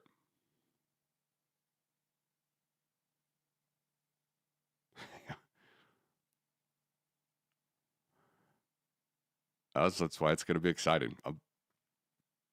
That's going to be exciting, guys.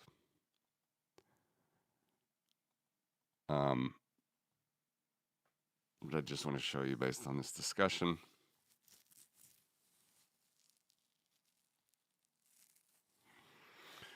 Yeah, for all my global South friends. So the reason I didn't,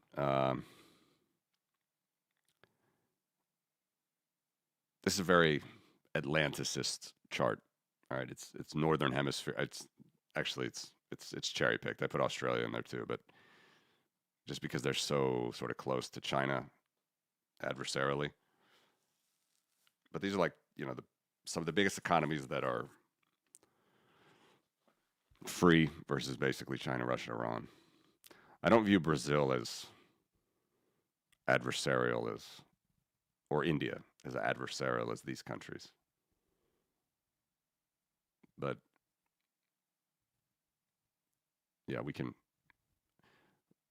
I can get a world GDP here as well. Show you the difference.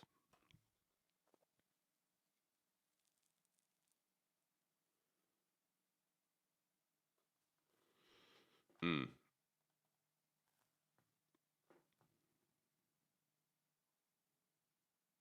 I can't tell if this tongue in cheek or not, Kurt.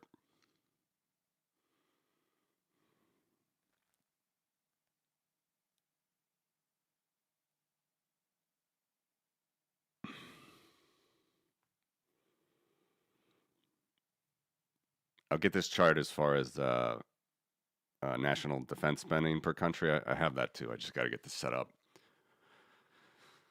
This is a taste for you guys of what not this one. This is Stuart's good work here in the Dixie. But I'll try to get. Not I'll try this. You'll definitely have this in the next couple months. All these charts.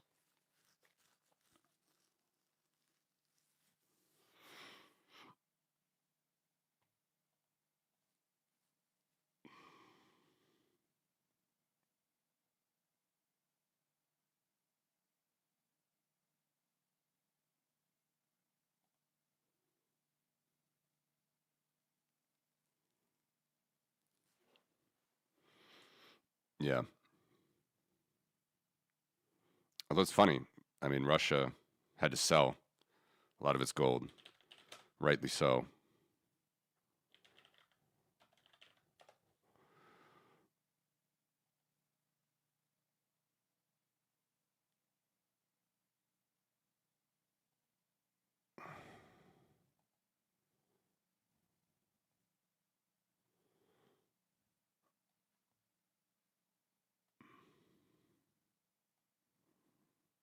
This is January 21st.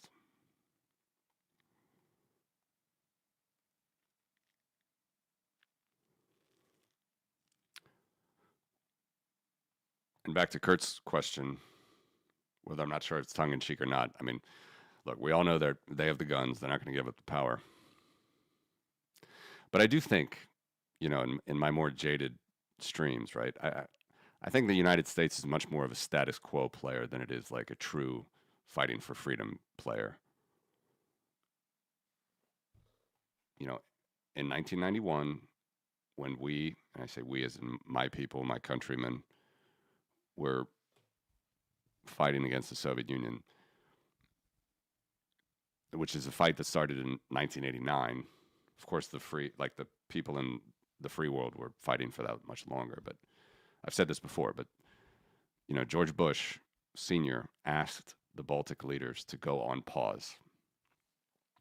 So all the atrocities started in January 1991. The Soviet Union ended December 1991. And they said, you guys should just go on a pause. Where it's turn down the temperature. It's too hot. We want Gorbachev to stay in power. The United States is a very status quo, especially when it's a nuclear power. Obviously, it was heady times, just as heady as now. But I see the same thing coming out of Trump admin. Anyway, I get on these tangents to the wars, you guys always know. Yeah, I need to start showing some moving averages.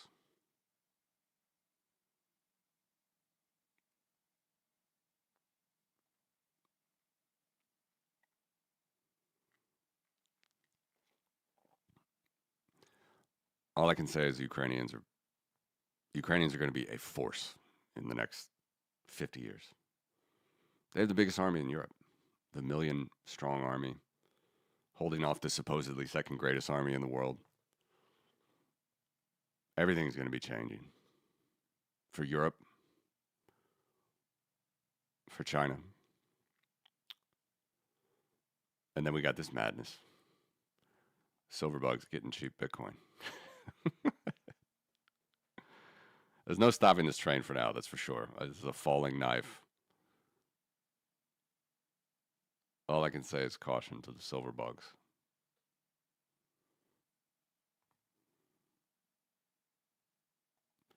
Let's look at when this is. All right, so 824 ounces. The last time it was really steadily at 824 ounces.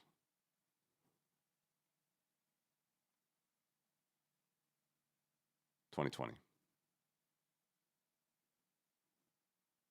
End of 2020. And then cheaper. Actually, a little bit in 2017, but mostly. You go back to 2015, 15 ounces of silver for 1 Bitcoin.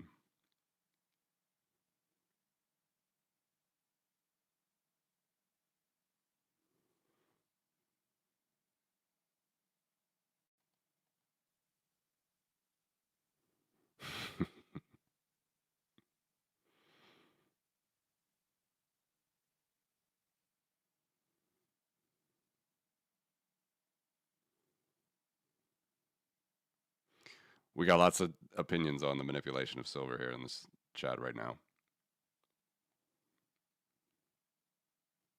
Yep.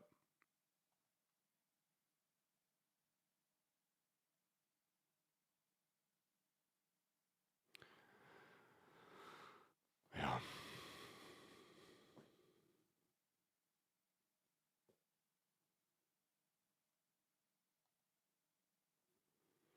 They're probably trying to take it from North Korea.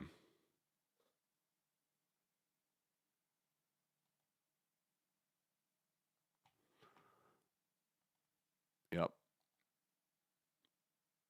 I got a 500-year support for you, Kurt. This was for Geo. He was talking about it yesterday, going 15 to 1. I have no idea, as I've said, lots of disclaimers. It can absolutely go back to 15 to 1. But on an annual basis, it happened in 1918, 1966, for a couple years, and 1978, just before the Hunt brothers lost their stack.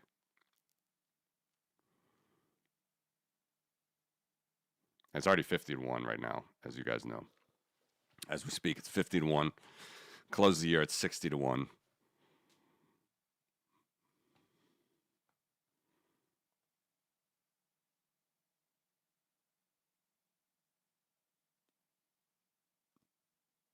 So this is interesting.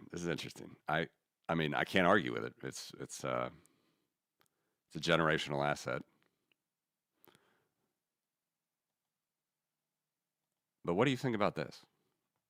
I mean,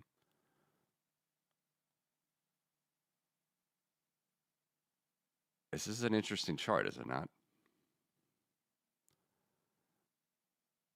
Before 2020, basically super cheap to buy Bitcoin. I mean, before 2017, super cheap. How low do we go here? You know, if you can get back to 2020 levels at Bitcoin, I mean, Bitcoin priced in silver, say we go to 400 ounces per Bitcoin or 300. Do you hodl all the way through that? Hodl the silver? Because this asset is just such a new asset, right? It didn't exist during any of this. It's going to be interesting.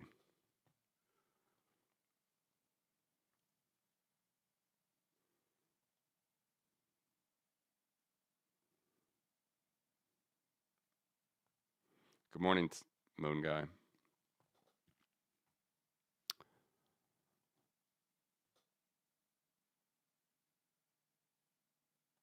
Well, Bitcoin, got to find it now. Too many charts. If we simply go back to the Bitcoin gold trend, all right, that's, do I not have that out that far? Shit. By 2033, it's 500 ounces of gold per Bitcoin.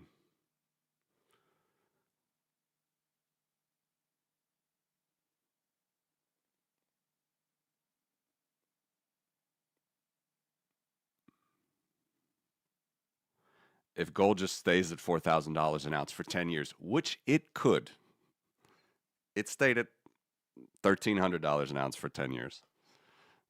But if gold sort of retreats to $4,000 an ounce for 10 years, and then Bitcoin gets to that trend, here's your Bitcoin price. 2 million. Which should be higher than Bitcoin dollar at this time. So let's go to, well, let's just stay with 20. Let's stay 5 years out to keep this easy. 1 million, if we get back to $4,000 gold trend and Bitcoin gold trend, this is in dollars now. $1 million right there per Bitcoin by 2030. So it's 3 years ahead of the dollar power. So dollar, we get to $1 million in the dollar power curve by 2033, right?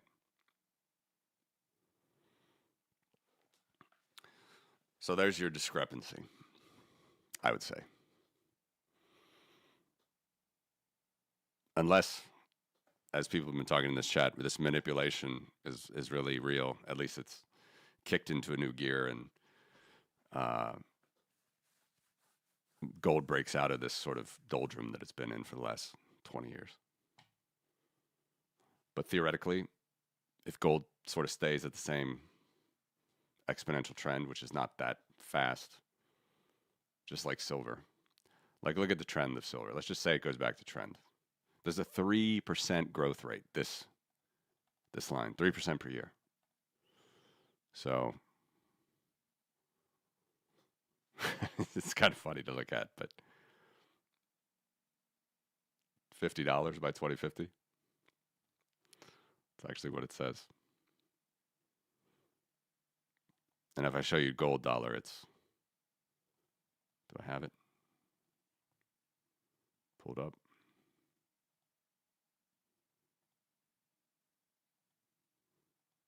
No. I'll pull it up in a second.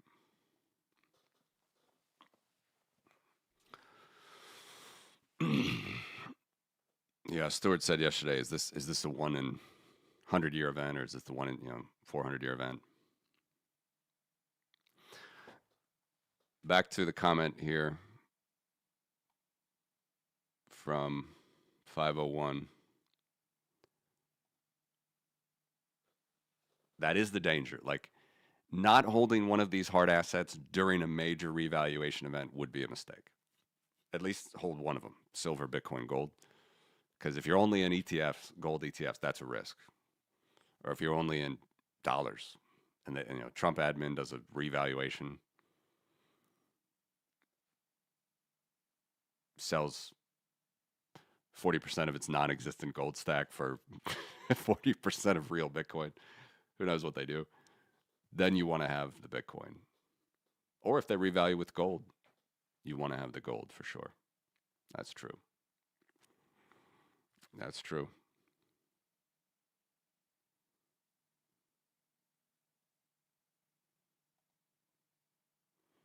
It's a good price.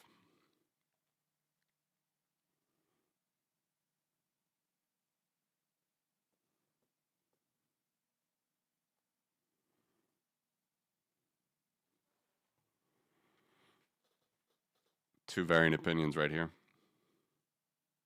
10K new paradigm.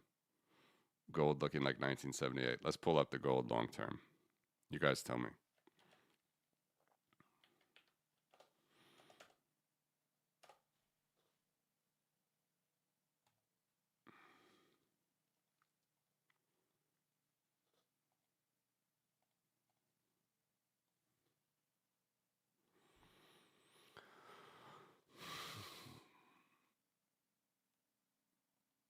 So just like silver, we're at the, you know, we will set a record for sure this month in gold. The record is 4,800, and presuming in 3 days we're going to close above that.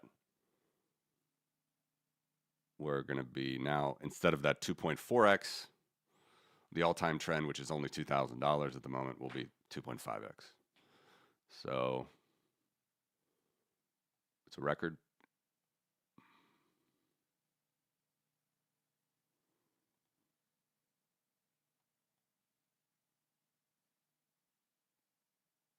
Of course, this was a record at the time, but I'm showing you the backwards compatible. So actually, 2011 was the prior record holder of versus the trend. Of course, everybody knows we're at nominal records here. But yeah, is this 1978 or is this a new paradigm? Let's look at these numbers as we go out to 2050.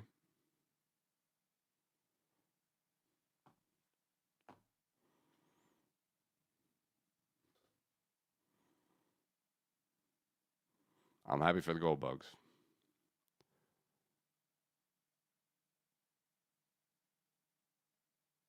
But I know why Bitcoin is exciting for a lot of the kids these days, I guess, or that they prefer the shit coins, which can give you even crazier yields. But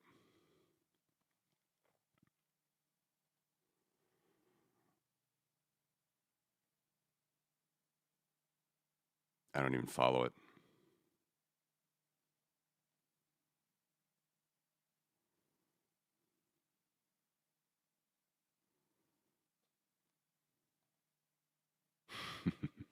It's a great one.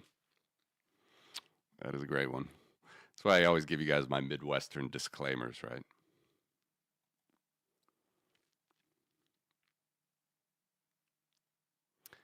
Anybody think central banks are going to start buying silver? That I don't see. Central banks exited that. Sorry. Reset this.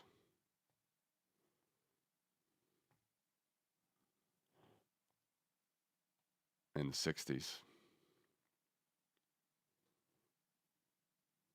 wasn't even central bank, really, it was the Treasury.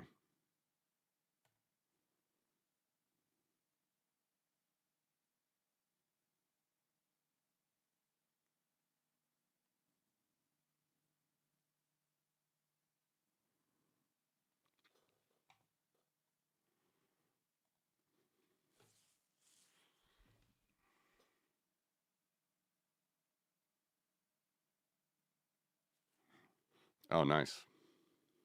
What's a good place to check that out? Let's see if TradingView has that.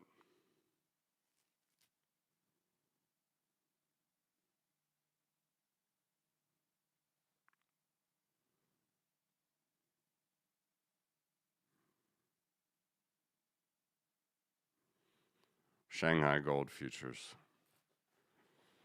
So Shanghai gold futures are 5,000. 83.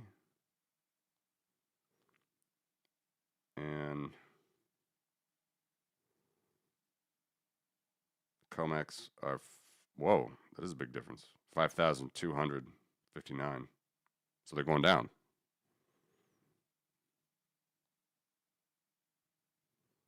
Well, it's a trading view. I don't even know if it's a trading view CFD. It's probably COMEX.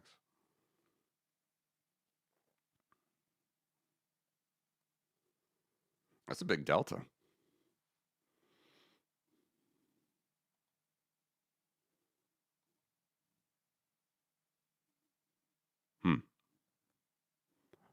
I didn't know that. I'll check.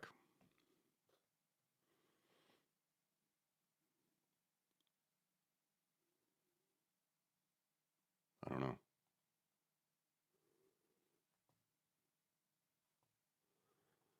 Well, I wish I could say I wish the Russian central bank luck, but I don't.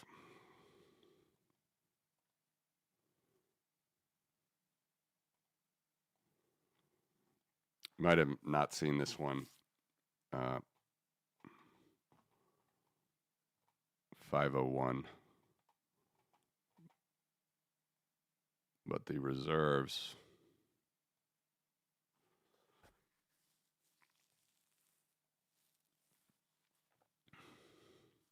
You know, I know there's a lot of like back channels and stuff's not always public, but from what I can see, you know, it's not like they're buying much more than they have been on the trend. And as we see, Russia's not able to afford it. The two big buyers here are Poland and China. You see how small Poland is relative to, wait, the rest of the world, sorry. So China's buying. China's in blue here. Perfectly. Russia's not been buying. Poland's buying. Poland is quite small. You know, does that justify 40% year-on-year price appreciation of the asset? I don't know. If you look at the other, like, obviously Norway's not a good one. They sold it. Canada's not a good one. They sold it. UK.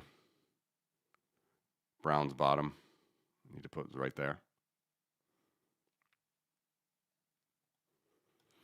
Considering the US actually has the gold, which I know I'm not sure of. We got Switzerland. Sweden's barely non-existent there. In the West, Poland's buying. Now let's take off Poland here. Flat, flat, flat.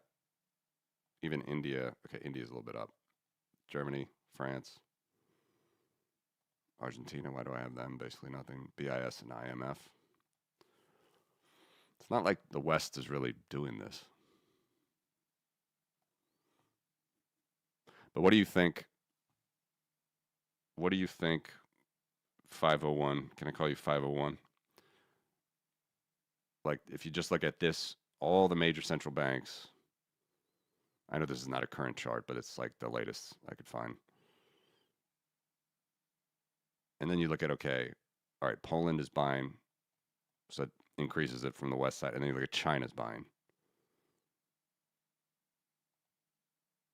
India's not really buying a lot. Some. India had 19 million ounces 7 years ago. Now they have 28 million ounces. But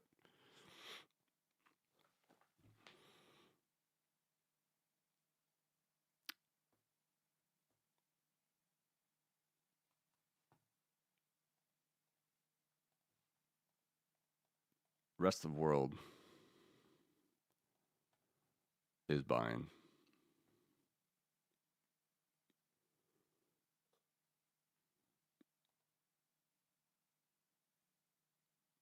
I guess from this side, it's something a little bit higher than that 1% a year, 0.5% a year, I guess, that the rest of the central banks are doing.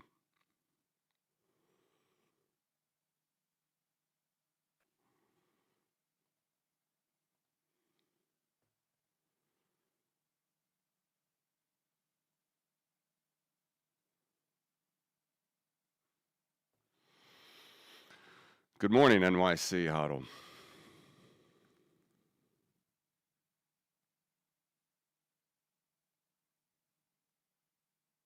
Okay, so silver difference, but the gold was down, right? Am I seeing that correctly? Shanghai spot on gold is lower than it is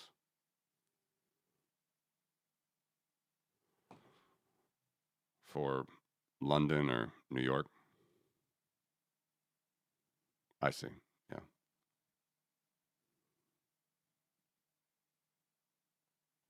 Yeah. Yeah. Sure. No, it's definitely something to look into.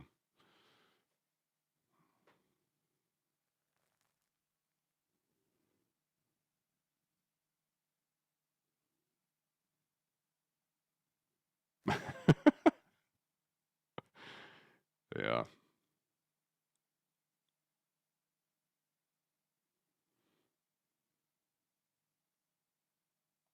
No. I don't have central banks. I mean, they're it's pretty much non-existent before the buying that you said.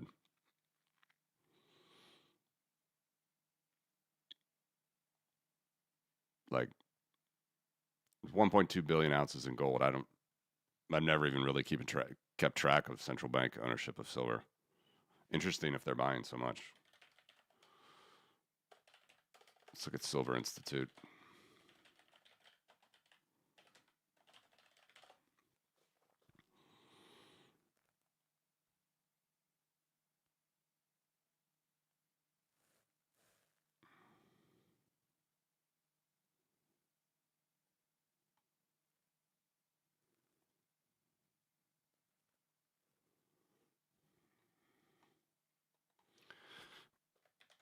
They have a ledger, I think, published.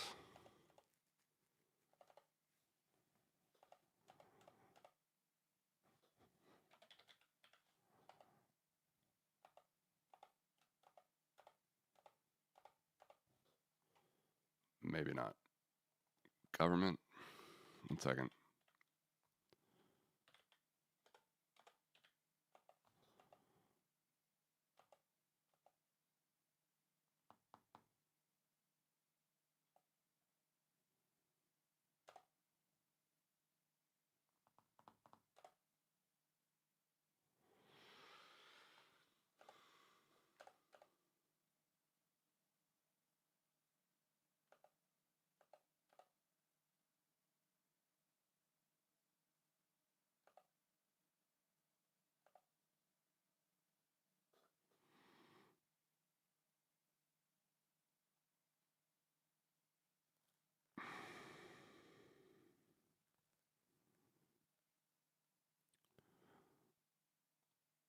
This is quite rough.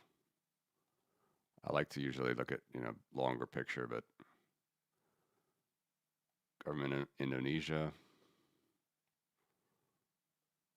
These are just mines. I looked for a bullion stack, but no, I mean, as far as I know, it's been like almost non-existent central bank holding of silver until I guess this year.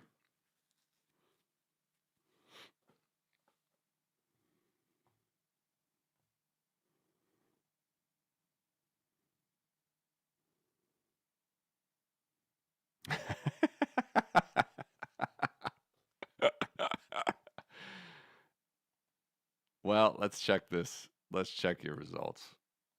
Just on gold. I don't have platinum.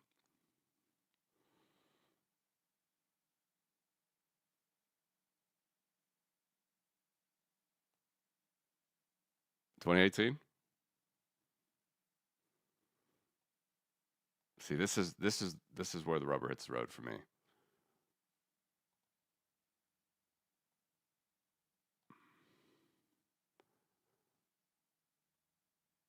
Did you do it at the start of 2018? Because then you're close to breaking even, but still. So I'm telling you guys, like, what are gold bugs thinking right now when they see?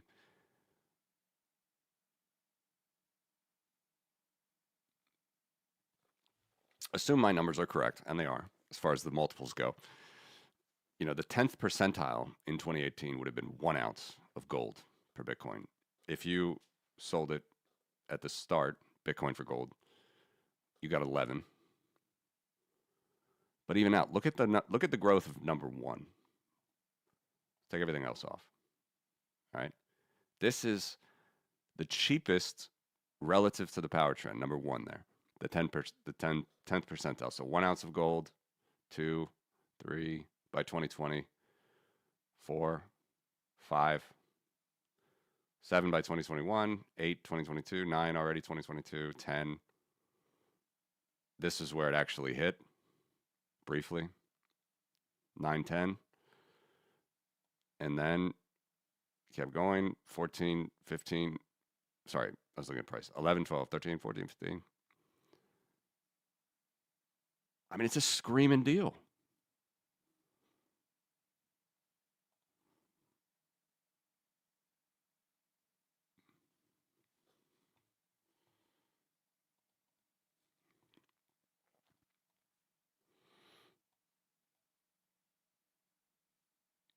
You're in the game, Kurt. If you're looking for 6 ounces of gold per Bitcoin, 5. Obviously, I know you don't have to get back into Bitcoin. It's still a great dollar trade, no doubt. I mean, from the lens of dollars, it's great, but from the lens of Bitcoin, Bitcoin's more expensive. Let's say 7 versus 17.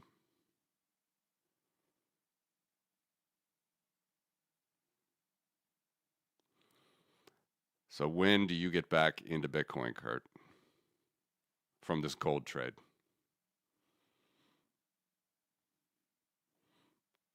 I'm going to say it does not hit this. The 0th. 8 ounces of gold, it's not going to hit. It's the one prediction I'll make. You guys call me out when it hits.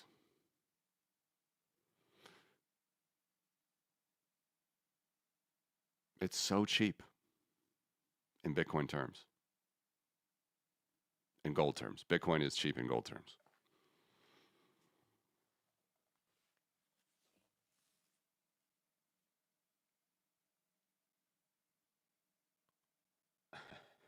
You got a Doge position?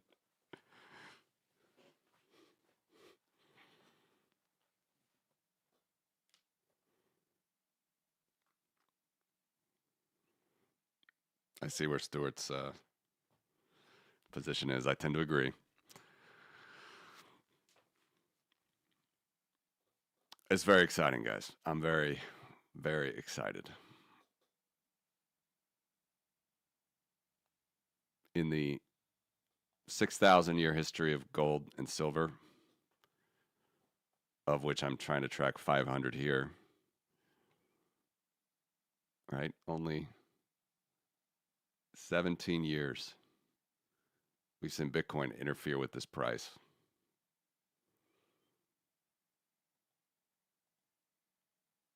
And now silver is at the cheapest relative to the trend. Of course, it's getting better every day. Could get better for a year.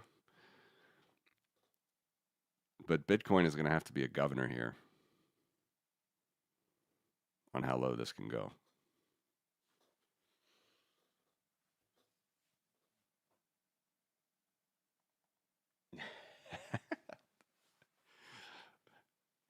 But not the physical.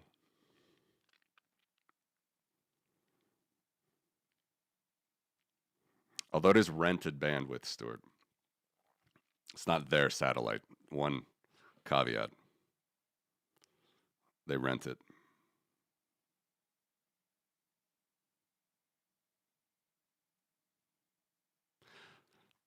Not financial advice. Not financial advice. This is exciting for you, man. This is exciting. Dude, be careful. I mean, I don't know what to tell you. DCA out of it. I'm happy for you. This could continue to go really well, or, you know, really not well. Shoot back against you in a week.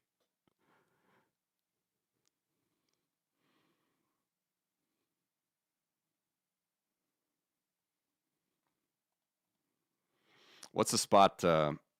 What's the spot price typically? Spot fee. You still got to pay like 3.5%, right? 3.5% on the way in, 3.5% on the way out. Typically 7% for a trade.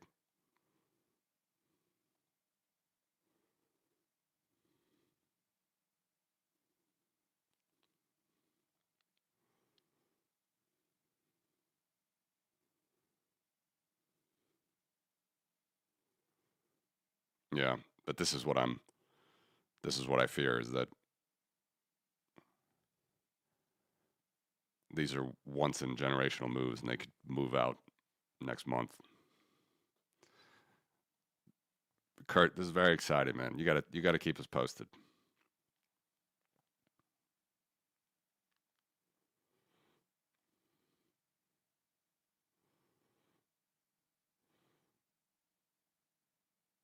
Theoretically, there's no stopping this train for a couple days, a couple weeks, but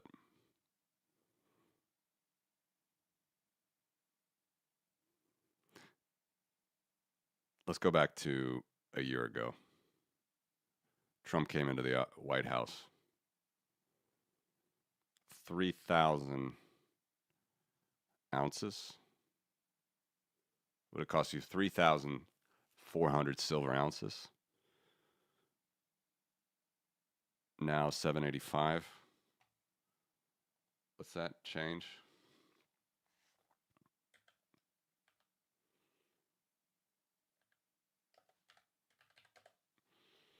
Yeah, I mean 5x.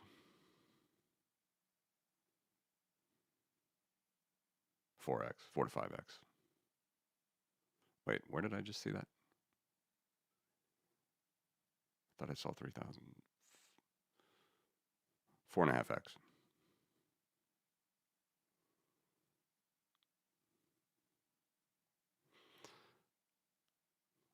This is gut wrenching. This is what makes your blood.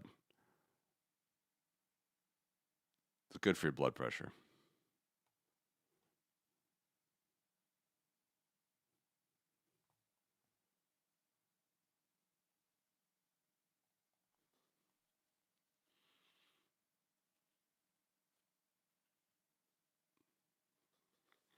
Yeah, but this is what I could never understand. Wasn't it bad that silver was so industrial before? That was why it was cheap.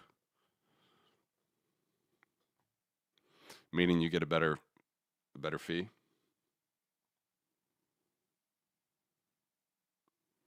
Really? Go to coin shows and you can get spot for.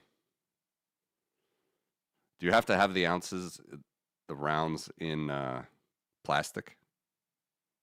Right? They can't have like fingerprints on them. Have to be in plastic.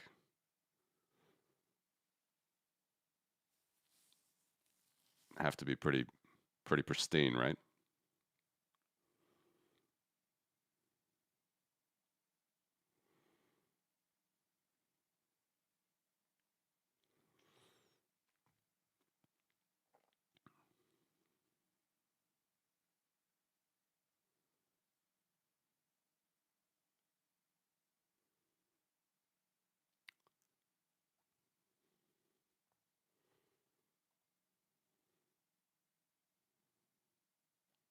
Yeah. True words from everybody's famous Keynes. Everybody's familiar Keynes. Although I don't think he was as terribly unfree market as people point him out to be, but clearly not one to set a model. He wanted a one world currency, did he not? Bancor would have been a disaster. Centrally planned, of course.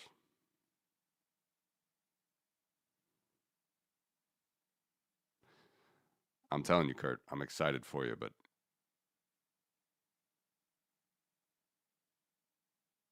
you know, price could double from here.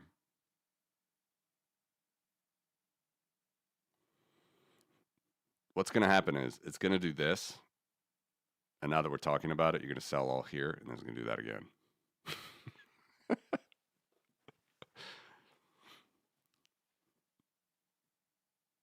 This is where the TA probably matters more than these little relative risk indicators.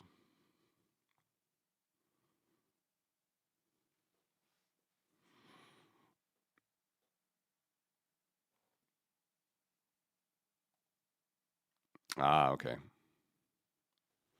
But then also, isn't it at least, well, whatever. You get spot for it. Isn't it possible that you can even get a better deal on rounds, silver rounds versus silver bullion?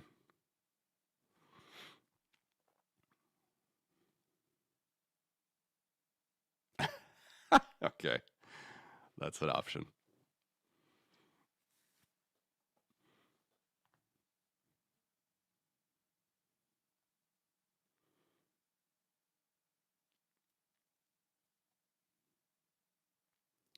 These are the charts, my friends, for the next year.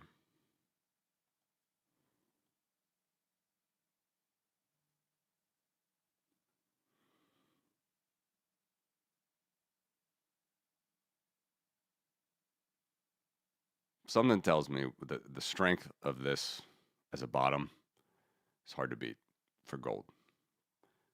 Getting below 9 ounces of gold for Bitcoin, very hard. Anything's possible, but I have a very hard time, especially since you see the bottom right already now is 8, right? The absolute low point, extreme levels of discount, 8. So maybe a year from now we hit 10. I don't know, but I tend to think we go higher before we go lower with these. Silver, it's anybody's guess. But probably, like always, if gold moves back the other way, then silver will too. So I would say the 9-to-1 Bitcoin, gold Bitcoin, is really what to watch out for as like absolute bottom, absolute cheap of the cheap for Bitcoin.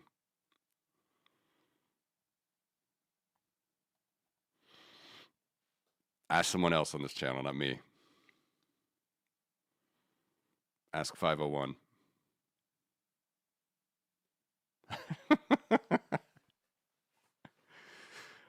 That's funny, man. Seriously, I'm happy for you.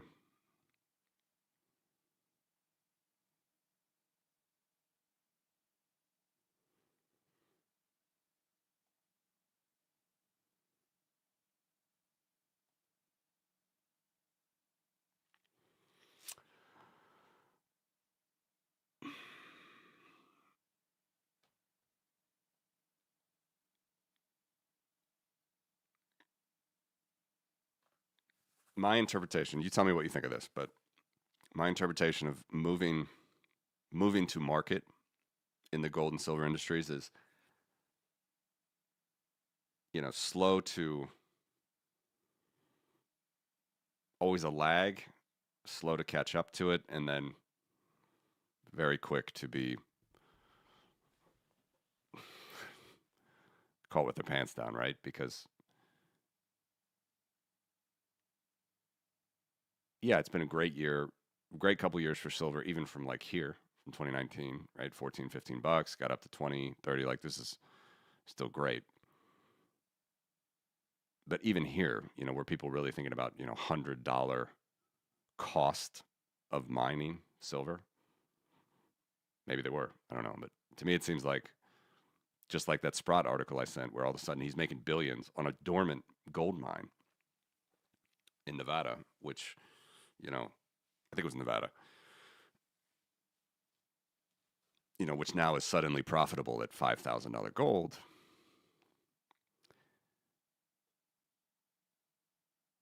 I think Bitcoin is way more nimble.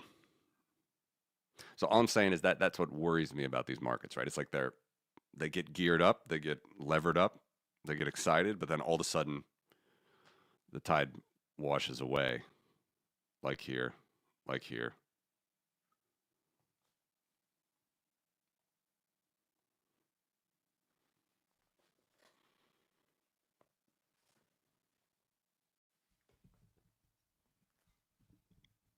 Yeah. No. Congrats. I'm not saying any of that. Always NFA here, not financial advice. I think there's no doubt about it that we could still have the price double.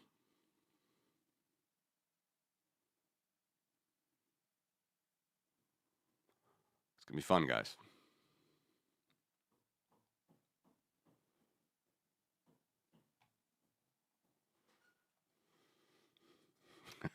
also, also.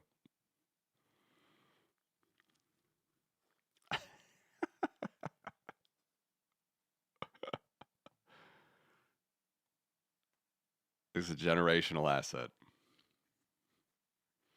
All right, guys. On that note, I'm gonna have to cut this one a little bit longer today. 2.5 hours, not bad. Thank you all for joining. Comments, likes, subscribe. If you want to drop me a few sats on my website, I'd appreciate it. No big deal. No ads here. Well, I guess there are YouTube ads, but drop my BTC Pay. And yeah, congrats to all the silver gold bugs. Let's keep tracking this next few days. Thank you, Stuart. Thanks for the share. Look forward to catching up on that more. Thank you, Felix. Take care, everybody.